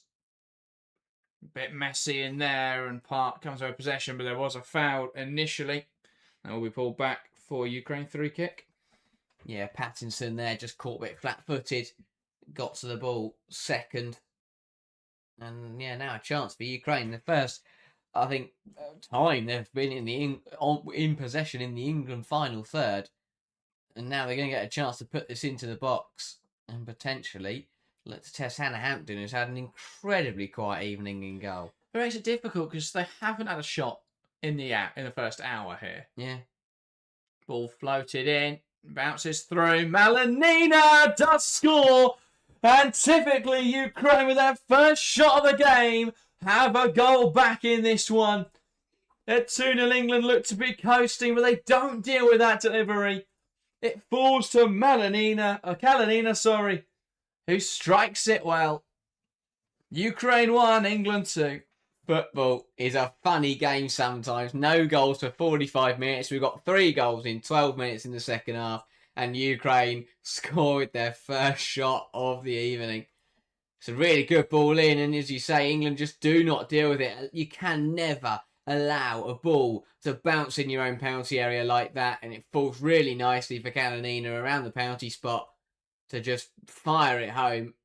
And as you say, we said before, Hannah Hampton not a shot to deal with, and again, just not, you're not going to be alert at that point, and Ukraine pull one back. Yeah, that's got to be dealt with better by England in the box. So poor, not a good cross at all. But no one steps up, no one deals with it. And England and Ukraine capitalise on that England lapse of judgment. Morgan, ball in. Russo heading over again. Good delivery. Russo just can't quite find the target again in this game. Yes, I feel like we've had these kind of performances from Russo before where she's done really well to get the brace, but she could have scored 4 or 5. Yeah, really good. Well, it's the role of a striker, isn't it? They take lots of shots. Yeah. Eventually, some go in. The best strikers miss the most big chances, really, because they're getting into those positions. But I think particularly aerially's been a weakness this evening. I think Russo, that's got to be our 4th attempted header that just hasn't troubled the goalkeeper. Yeah. But I mean, yeah, showing her brilliant groundwork with both of the goals, but it's just been aerially where it's been a little bit poor. But as the space opened up, she's starting to have more success. Ball in behind now. Ukraine trying to hurt England. Kravchuk shoots from range. Can't do a claim for Hampton. Yeah, it's just a bit of a warning there to England, really. Getting a taste for shots now, and they've got a triple substitution in the offing. Well, they're sensing a bit of an opportunity here, Ukraine. England will want to get that 3rd goal very quickly. What a weird 15 minutes. Here's Walsh. England would like a goal back just to make this a little more comfortable again. Park. And she's been caught in an offside position there. Just moved too early into an offside position. And Ukraine appear ready now to make that triple change. Well, not just yet. This play is allowed to restart. Ukraine on the ball. Kotyuk pressed well. That will be a Ukraine throw. So trying to slow down because they want to get their subs on.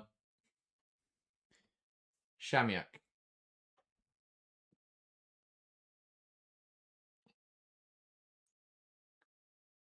Shamyuk plays it inside. Kalanina. Cross now to Petri. Shamyuk. Great pressure from Russo. Forcing that ball back to Kotyuk. Still forced backwards here. Ukraine into their own corner now as Jess Park competes for the ball. It's a Ukraine throw. So again, we pan to the bench. But still don't appear to be ready. Cleared away by Stanway. Throwing for Ukraine again. Yeah, doing well just to use these throw-ins to work their way up the line. Indeed, Morgan can't quite get there. Catalina carrying it forwards. Trying to feed it through. Can't quite manage it.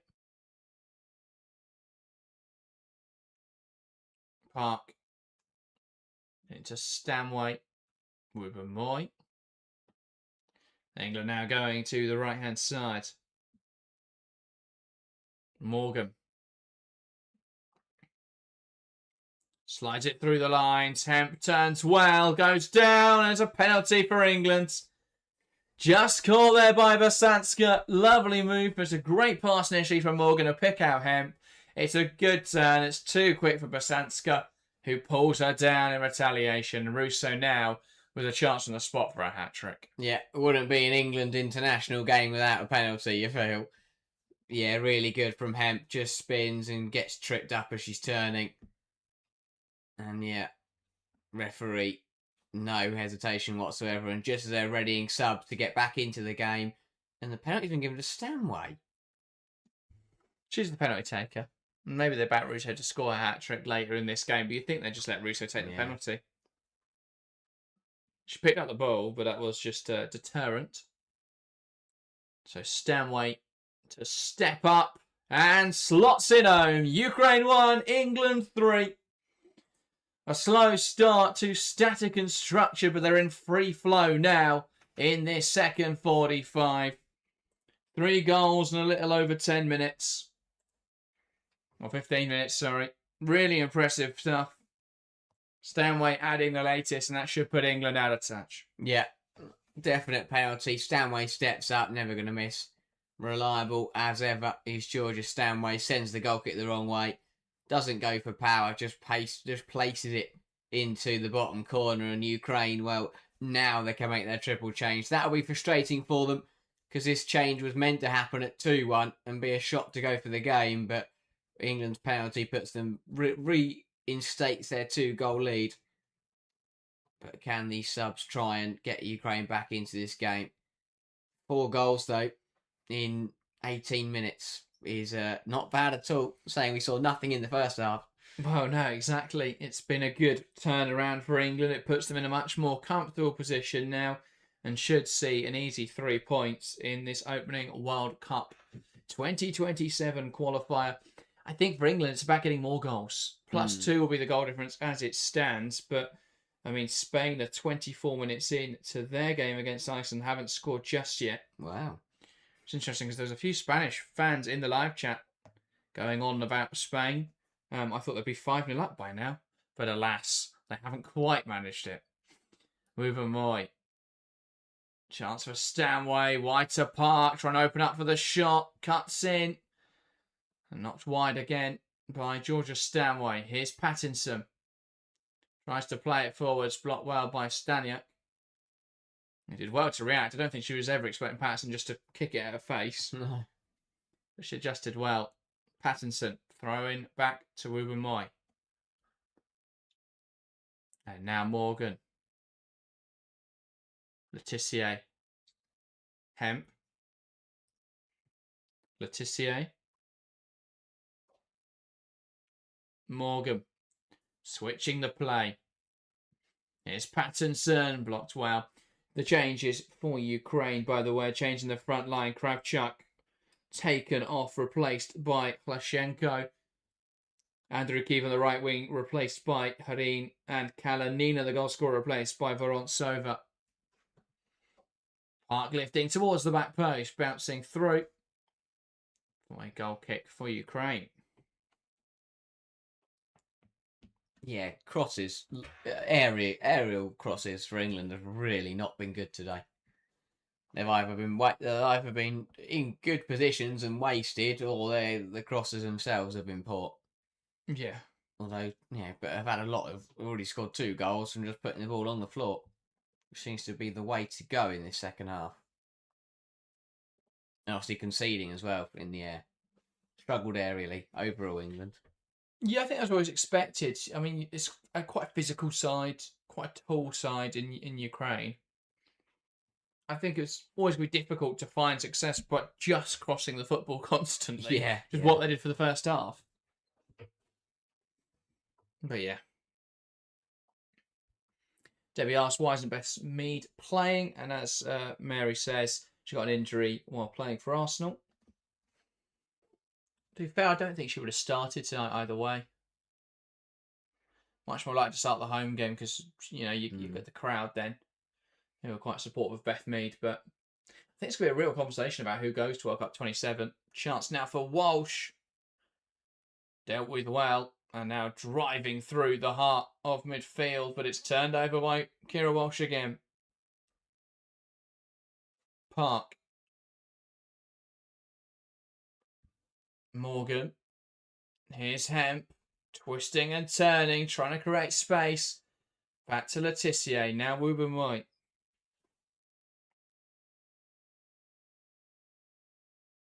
Pattinson. Morgan. Wide to Letitia. Just give and go there between Blinker around Walsh. Doesn't really come to much though. Leon says, Morgan's one of the best centre-backs for passing through the lines, but area there isn't enough aggression or dominance. It's frustrating as she has all the physical attributes. Chantal says, Morgan will be England's best defender against Rotherham in the World Cup as her current club teammate. I'd rather see her used as a backup left-back to Greenwood. I think that's much more suited to her skill set. Given how that functions in the England system, we get the best of her in possession as a centre-back, but the best of her out of possession as a full-back. So I think that would be a good fit. And if, you know, arguably could start over Greenwood. I think that would be interesting. It's the kind of player that Man City would probably like to have now as a backup to Greenwood, but it didn't fit the team when she departed. Walsh.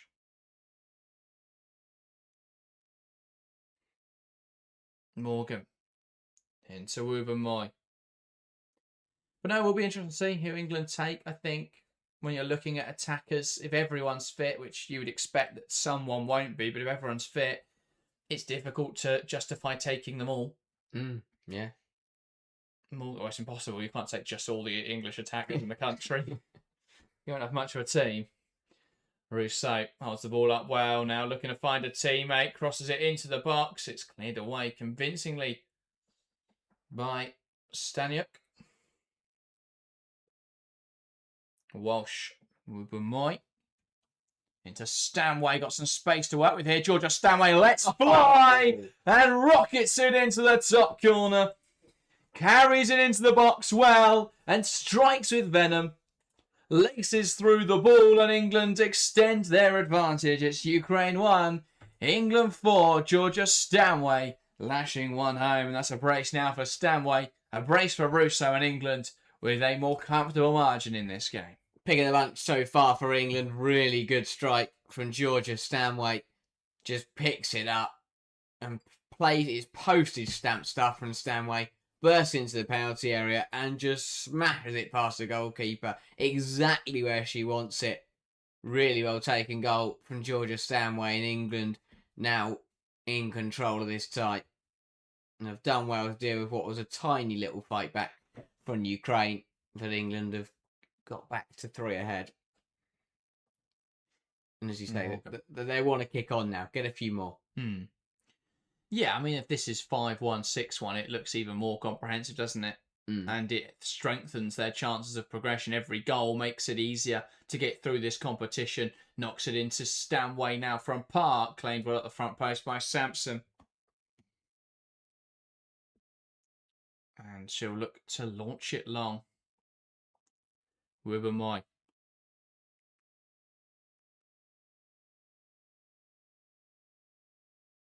Walsh.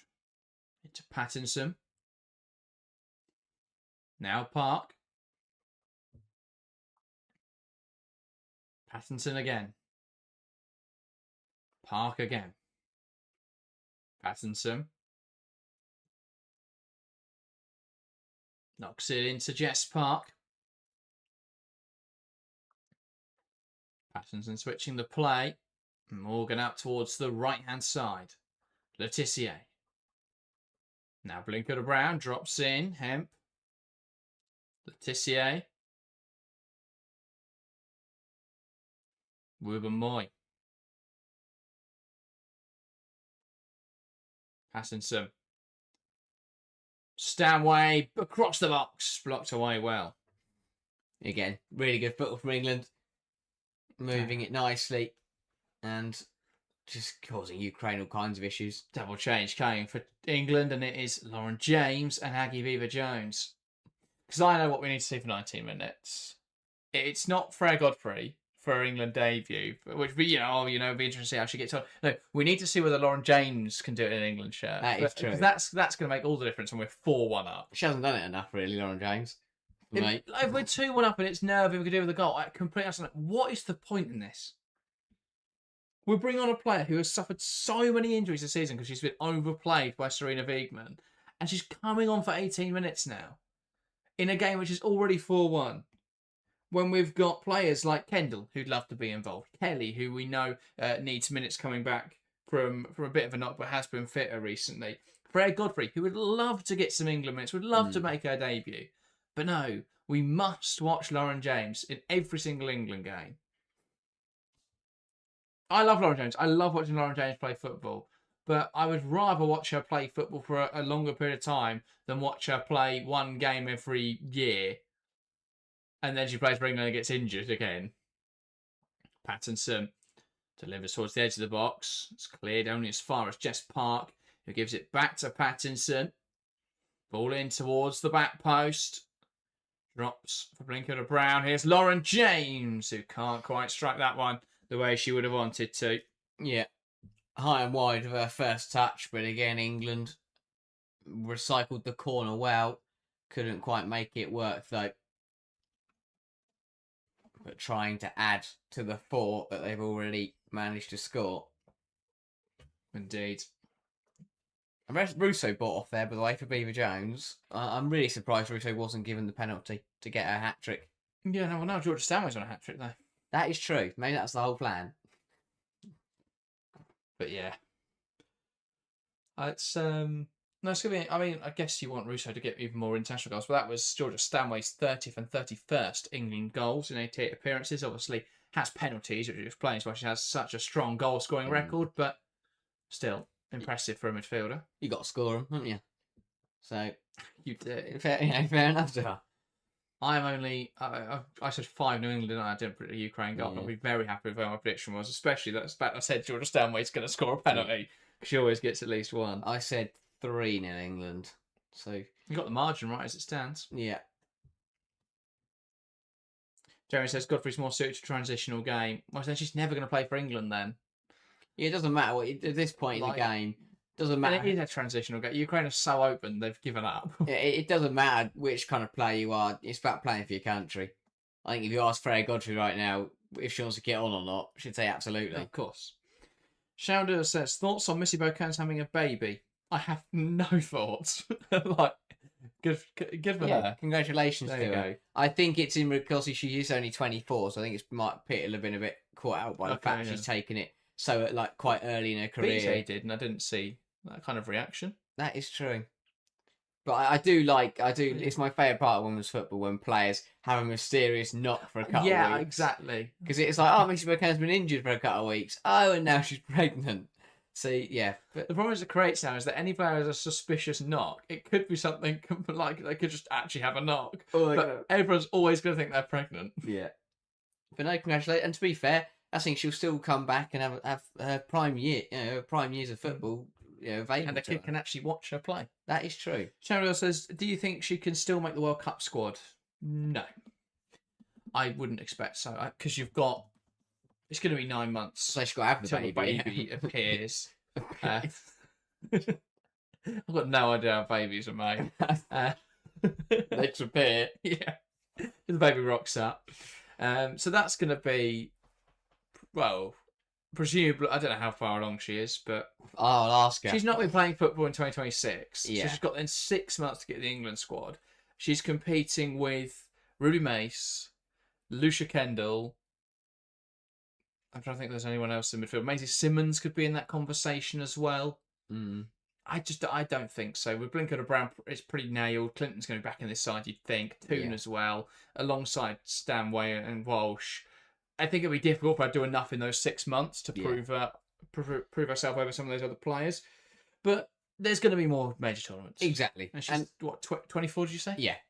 She'll be 25 at the World Cup. She probably won't play that one, but... She'll be 26 by the time she's back fully up and running and playing, But there's a great chance she could be in the England squad for Euro 2029. Great squad she'll be in the World Cup squad for 2031. Yeah. But yeah. Well, we are going to see a bit more of a positive change. Kendall's going to get some more minutes. That's nice to see, a change in midfield. I hope it's for Kira Walsh. Here's Georgia Stanway coming forward, shifts it to Blinker to Brown, lets it run to Letitia. Probably go for Blinker to Brown, isn't it? No, he's Stanway because Wiegman doesn't believe in no hat-tricks. hat-tricks can happen, yeah. Walsh. Wide to Letitia. Now Stanway cuts it back. Park gets there, and that's 5. Stanway with 2 of her own, and now sets up Park for another. A lovely move down the right-hand side. The ball cut across the face, and Jess Park on hand to touch it home. It's Ukraine 1, England 5. Again, lovely move from England. Good football down the right-hand side, and Stanway finds herself with so much space to work with. Again, it's a low-driven cross across the box, and Park has the easy job of finishing into an empty net. But the low crosses have really helped England in this second half. All the crosses were going in the air in the first half, nothing coming from them. But that's now 3 goals in this second half that have come from low-driven crosses. Ukraine just haven't been able to deal with them on the ground. Absolutely a comprehensive victory as it stands for England. They'll be hoping to add to their tally. Not quite the most comprehensive of all the qualifiers, though. Kosovo have put 6 past Gibraltar. And a comfortable win for Germany as well, putting 5 past Slovenia. All the big nations making it 5-1. All the big nations getting off to a flyer then. Yeah, well, Spain are 0-0 after 37 minutes still. Oh. Which, I mean, according to all the Spanish fans who were watching the stream in the first half, I thought they'd be 5-0 up by now. But they haven't quite reached that. Netherlands leading Poland by 2-1. Poland's early start then cancelled out by goals from Villa Berman and Jill Roord. Outside of that, most of the results have stayed the same. Wales are back level with Czechia, a goal from Hannah Kane. Switzerland need Northern Ireland, Jamayi with that one.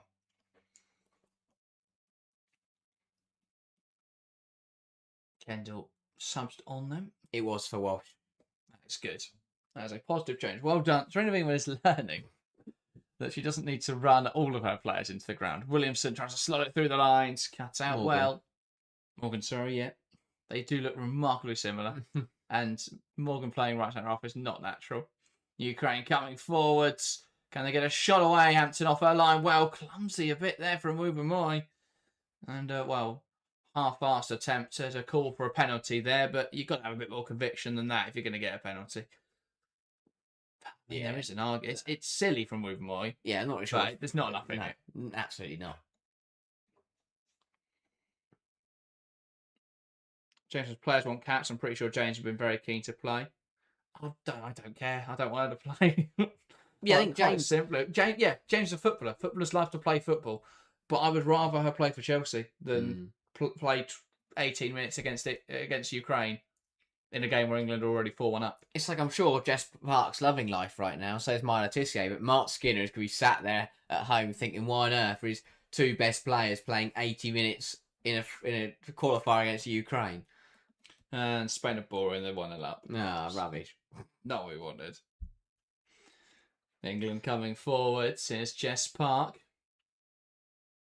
Beaver Jones. Now blinking around. It'd be nice for Beaver Jones to get a goal, to be fair. James.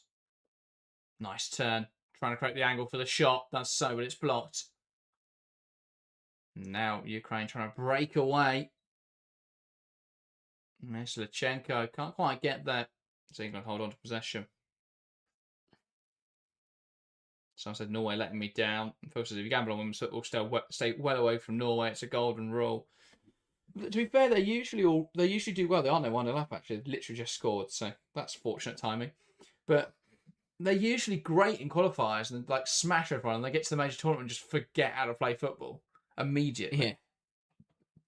The last Euros, they were awful. How the earth they got through the group stage, I don't know. And that was kind of their last year. Well, everyone, that was the last year of everyone in the golden generation being available. That's what it felt like, didn't it? But we'll see what happens in 2027. I think if that same team is playing in 2027, they haven't got much chance in the World Cup. Maybe that's the problem, is that they've held on to this generation for too long now. Haven't really got much come through, though, to be fair, have they? Outside of Gampset, who's obviously incredible. Exactly. Just give them all her. That's what the plan. They've had their golden generation. They didn't win anything. But yeah, they've got a good historical record as well, to be fair, Norway. That's the right-hand side. Here's James. Shouter says if Poppy wasn't left-footed, she wouldn't be near this squad. I think you could say the same, though, about Taylor Hines to an extent. Like, it helps her left-backs. Pattinson. Yeah. Now to Ruben Moy. Ruben Moy trying to stretch the play here. Finds Lauren James, who crosses it in. A shot now, just wide from Beaver Jones. Nice link up there between the two Chelsea players. Really, should have added a sixth. Yeah. Again, lovely switch the play from Ruben Moy. James is a good ball in, and Beaver Jones catches it well, but just can't direct it on target. Yeah. No, I'm very happy with my prediction. I just realised I said a Russo brace and I said a Stanway penalty, so I said not too far off for the goal scorers. Well done. Just didn't predict Ukraine would score. Can't remember who else I said. I think I said Chloe Kelly. Yes, you did. Which didn't happen. No. Surprised she didn't come on either. I think I said Jess Park as well, to be fair. Kelly, yeah. I guess she'll probably start home on Saturday. True. Where is that game? A City Ground one? Somewhere. I think that's the one. Somewhere like that, yeah. Oh, gone. The game between Poland and the Netherlands. It's Poland 2. Wow. Netherlands 2. And that would be a huge result for Poland. I mean, they were really good at the Euros. But I didn't think they would be beating. Netherlands were terrible. Who else in that group? Ball in from Lauren James. Ireland and France. Oh, okay. Well, it was fun until it wasn't.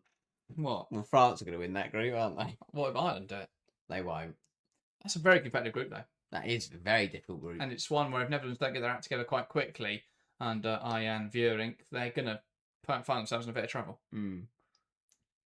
Lauren James lifts it in there. Played well by the Ukraine goalkeeper, Samson.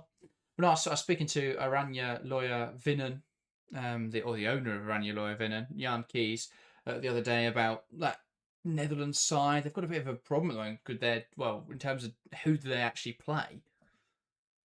They seem to have too much quality, but it's not really materialising on the pitch. Park lifting it towards the back post. Because just in terms of defenders, they've got Now, Kasper and Wilms, Mm. who should both really be starting. They've got Dijkstra, they've got Janssen, they've got Berman, they've got Esme Brugts. How did you fit all of them into the same team? But I don't know what they're lining up with tonight, but either way, whatever they're doing, it isn't exactly working. No, not a great start for the manager. Clearly didn't take his Wiegman magic with him. He didn't take Serena Wiegman with him, no. Glad. I'd riot if it ever happened. Of course.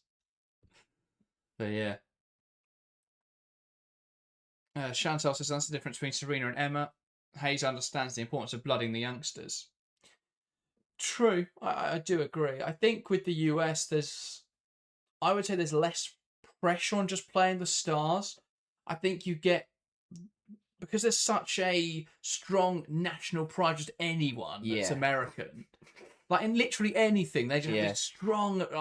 I think it's the same to an extent in England, but with women's football, because it's still a bit of a niche sport, to be fair, in the grand scheme of things. England, there's almost this obsession with playing the recognisable faces. Yeah. So the people that have gone there for the day trip and stuff, they know the Beth Meads, the Keira Walshes, the Leah Williamsons, the Alessia Russos, the Chloe Kellys. Whereas in the US, they're happy to just see the US. They get behind the flag more than the players. Whereas I think the Lionesses culture is quite player oriented. Exactly. Yeah, you go to Wembley, and when Esme Morgan's name gets read out, no one really makes a noise. You go to a UFWNT game, fourth choice goalkeepers in goal, and everyone erupts incredibly. Because that's just American sports, really. Yeah, exactly. They just love. It's like, I'm American, they're American, so I'm going to back them. Phil says Hayes has a rebuilding job to do. Serena did it initially. To be fair, does she? Like, yeah, she wants to bring in her own players, but you just put the triple espresso on up front, and you're going to get goals. Exactly. Rebuild goes Rodman, Wilson, swap. Oh, we've won! Hooray! I mean, obviously, it'll be interesting to see whether Mallory Swanson keeps her place, because I can very much see them. Obviously, Wilson plays domestic football up front, and could very much see them putting Alyssa Thompson at left wing and having that front three, which is arguably stronger. That is absurd. That is absurd that one of those four players won't be on the football pitch. Well, they might play front four and just outscore everyone. But obviously, England, Serena did it. But as with every manager, you do. The difference between club football and domestic football is that there's no one sort of overseeing it that has the ideas of sort of the next manager in mind. Oof. It's very much the manager's decisions, isn't it? So Serena's decisions are all about making sure that England win as much as possible under Serena Wiegman. Yeah. Whereas obviously in club football, you've got director of football stuff who are going, no, you can't just sign loads of 30-year-olds because we need to be thinking about what happens after you, and we need to be thinking about what happens in the next few seasons. So we have seen England prioritise winning competitions over the sort of the future. Yeah. But as long as between the next sort of international cycles we start to see people bedded in, I think it'll be okay. And the youth levels are so strong in terms of coaching, it should be fine. England coming forwards. Here's Kendall. Now Park cuts inside. Oh, that's wonderful from Jess Park. Just cuts in. And it's a trademark Jess Park finish. The tightening of the body, a tight swivel and turn really on the ball. And it just makes the shot unpredictable. Lifting it over the goalkeeper, dipping it into the far corner. It's Ukraine 1, England 6. Brilliance from Park. Third player on the night to pick up a brace for England. And a brilliant finish. Just everything she does is magical with a football at her feet. Just picks it up so nicely. Curls it, dips it over the goalkeeper, who didn't stand a chance. It's just brilliant. You could watch it all the way and just see it sail into that far corner. Brilliant from Park. 2 for Park, 2 for Stanway, 2 for Russo, 6 for England. Indeed. Dominant display, really. Yeah, exactly what it needed. After a really slow first half, England have kicked into gear in this second half, and obviously that has coincided with Ukraine falling away as the goals have gone in, but yeah, a really good second 45 minutes from England. Indeed. Not so good for Wales, who are 2-1 down to Czechia now. Ooh. Scotland 1-0 against Luxembourg. Caroline Weir with the goal in that game. So we keep tabs on some of the home nations action. Netherlands, Northern Ireland still down by a goal against Switzerland. Does it like Netherlands will end up drawing that game with Poland. Kendall stepping it through the lines. Here's Park, opens up for the shot, just curling it wide of the far post. The question will be, will any England player score a hat-trick? Well, let's see, Russo definitely won't. But Stanway and Park, both the opportunities to do so. 2 minutes, though, is all that's allotted for additional time. Understandably, everyone's got a brain. Yes. Sonny says, I predicted Jess Park brace. She's got all the confidence this year. Yeah, I mean, she's been incredible. Absolutely incredible since joining Manchester United, since joining a side where she is that star player in the team. I think has sort of inarguably usurped Ella Toone as the key part of that Manchester United creativity. Toone's still a top player, but the way they've been able to function without her, I think, shows how important Jess Park is now to the team. Yeah.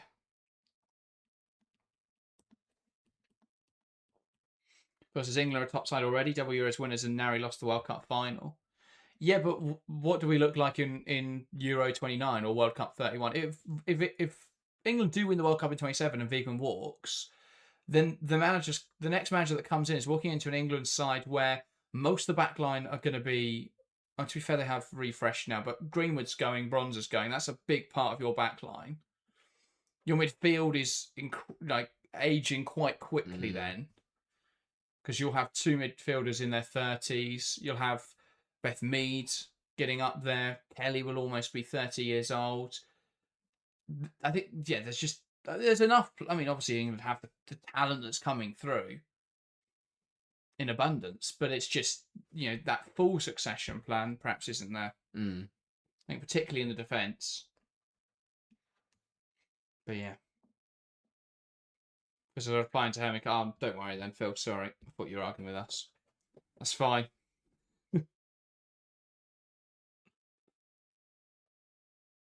Ukraine. And that is the full-time whistle. Dominant display for England. 6-1. A dodgy first half, but much more impressive in the second half. Couldn't really find a route to goal in the first, but stuck 6 past them in the second. Night and day performances, really. From the Lionesses, exactly what England needed to kickstart their qualification campaign. Top of their group as it stands. A +5 goal difference is very healthy. And while Iceland would need to really capitulate against Spain for England to not remain top going into their game against Iceland on Saturday. But a comprehensive victory for the Lionesses. Yeah, exactly what England were looking for. The first half was a bit slow, but really kicked into gear in the second half. As you say, 6 goals, big win, big 3 points, perfect way to start the year. And yeah, all eyes now to Iceland on Saturday. Absolutely. And we'll be back for that game on Saturday. In the meantime, we'll be next live on Thursday morning as Australia take on Iran as we continue our coverage of the Women's Asian Cup. Thanks to everyone that tuned in this morning for China versus Bangladesh. 35,000 views on that stream is utterly ridiculous. So thank you guys very much for that this morning. We're back, as we say, on Thursday for Australia Iran. Then we're back for England this Saturday. A strange kickoff time for an England game, 12:30. It's a little bit disappointing because we wanted to do Japan, but that will clash. So unfortunately, we will be doing England. We won't be doing Japan, but we will be back for England on Saturday morning. And of course, Keep Task will be live across the Women's Asian Cup throughout the next few weeks. And yeah, video coming Friday as well. No video tomorrow. We've been very busy with the Asian Cup streams that we haven't had time to sort out 2 videos this week. We do have one coming Friday, so keep your eyes peeled for that. That though is everything. Thank you guys very much for watching, and we'll see you next time.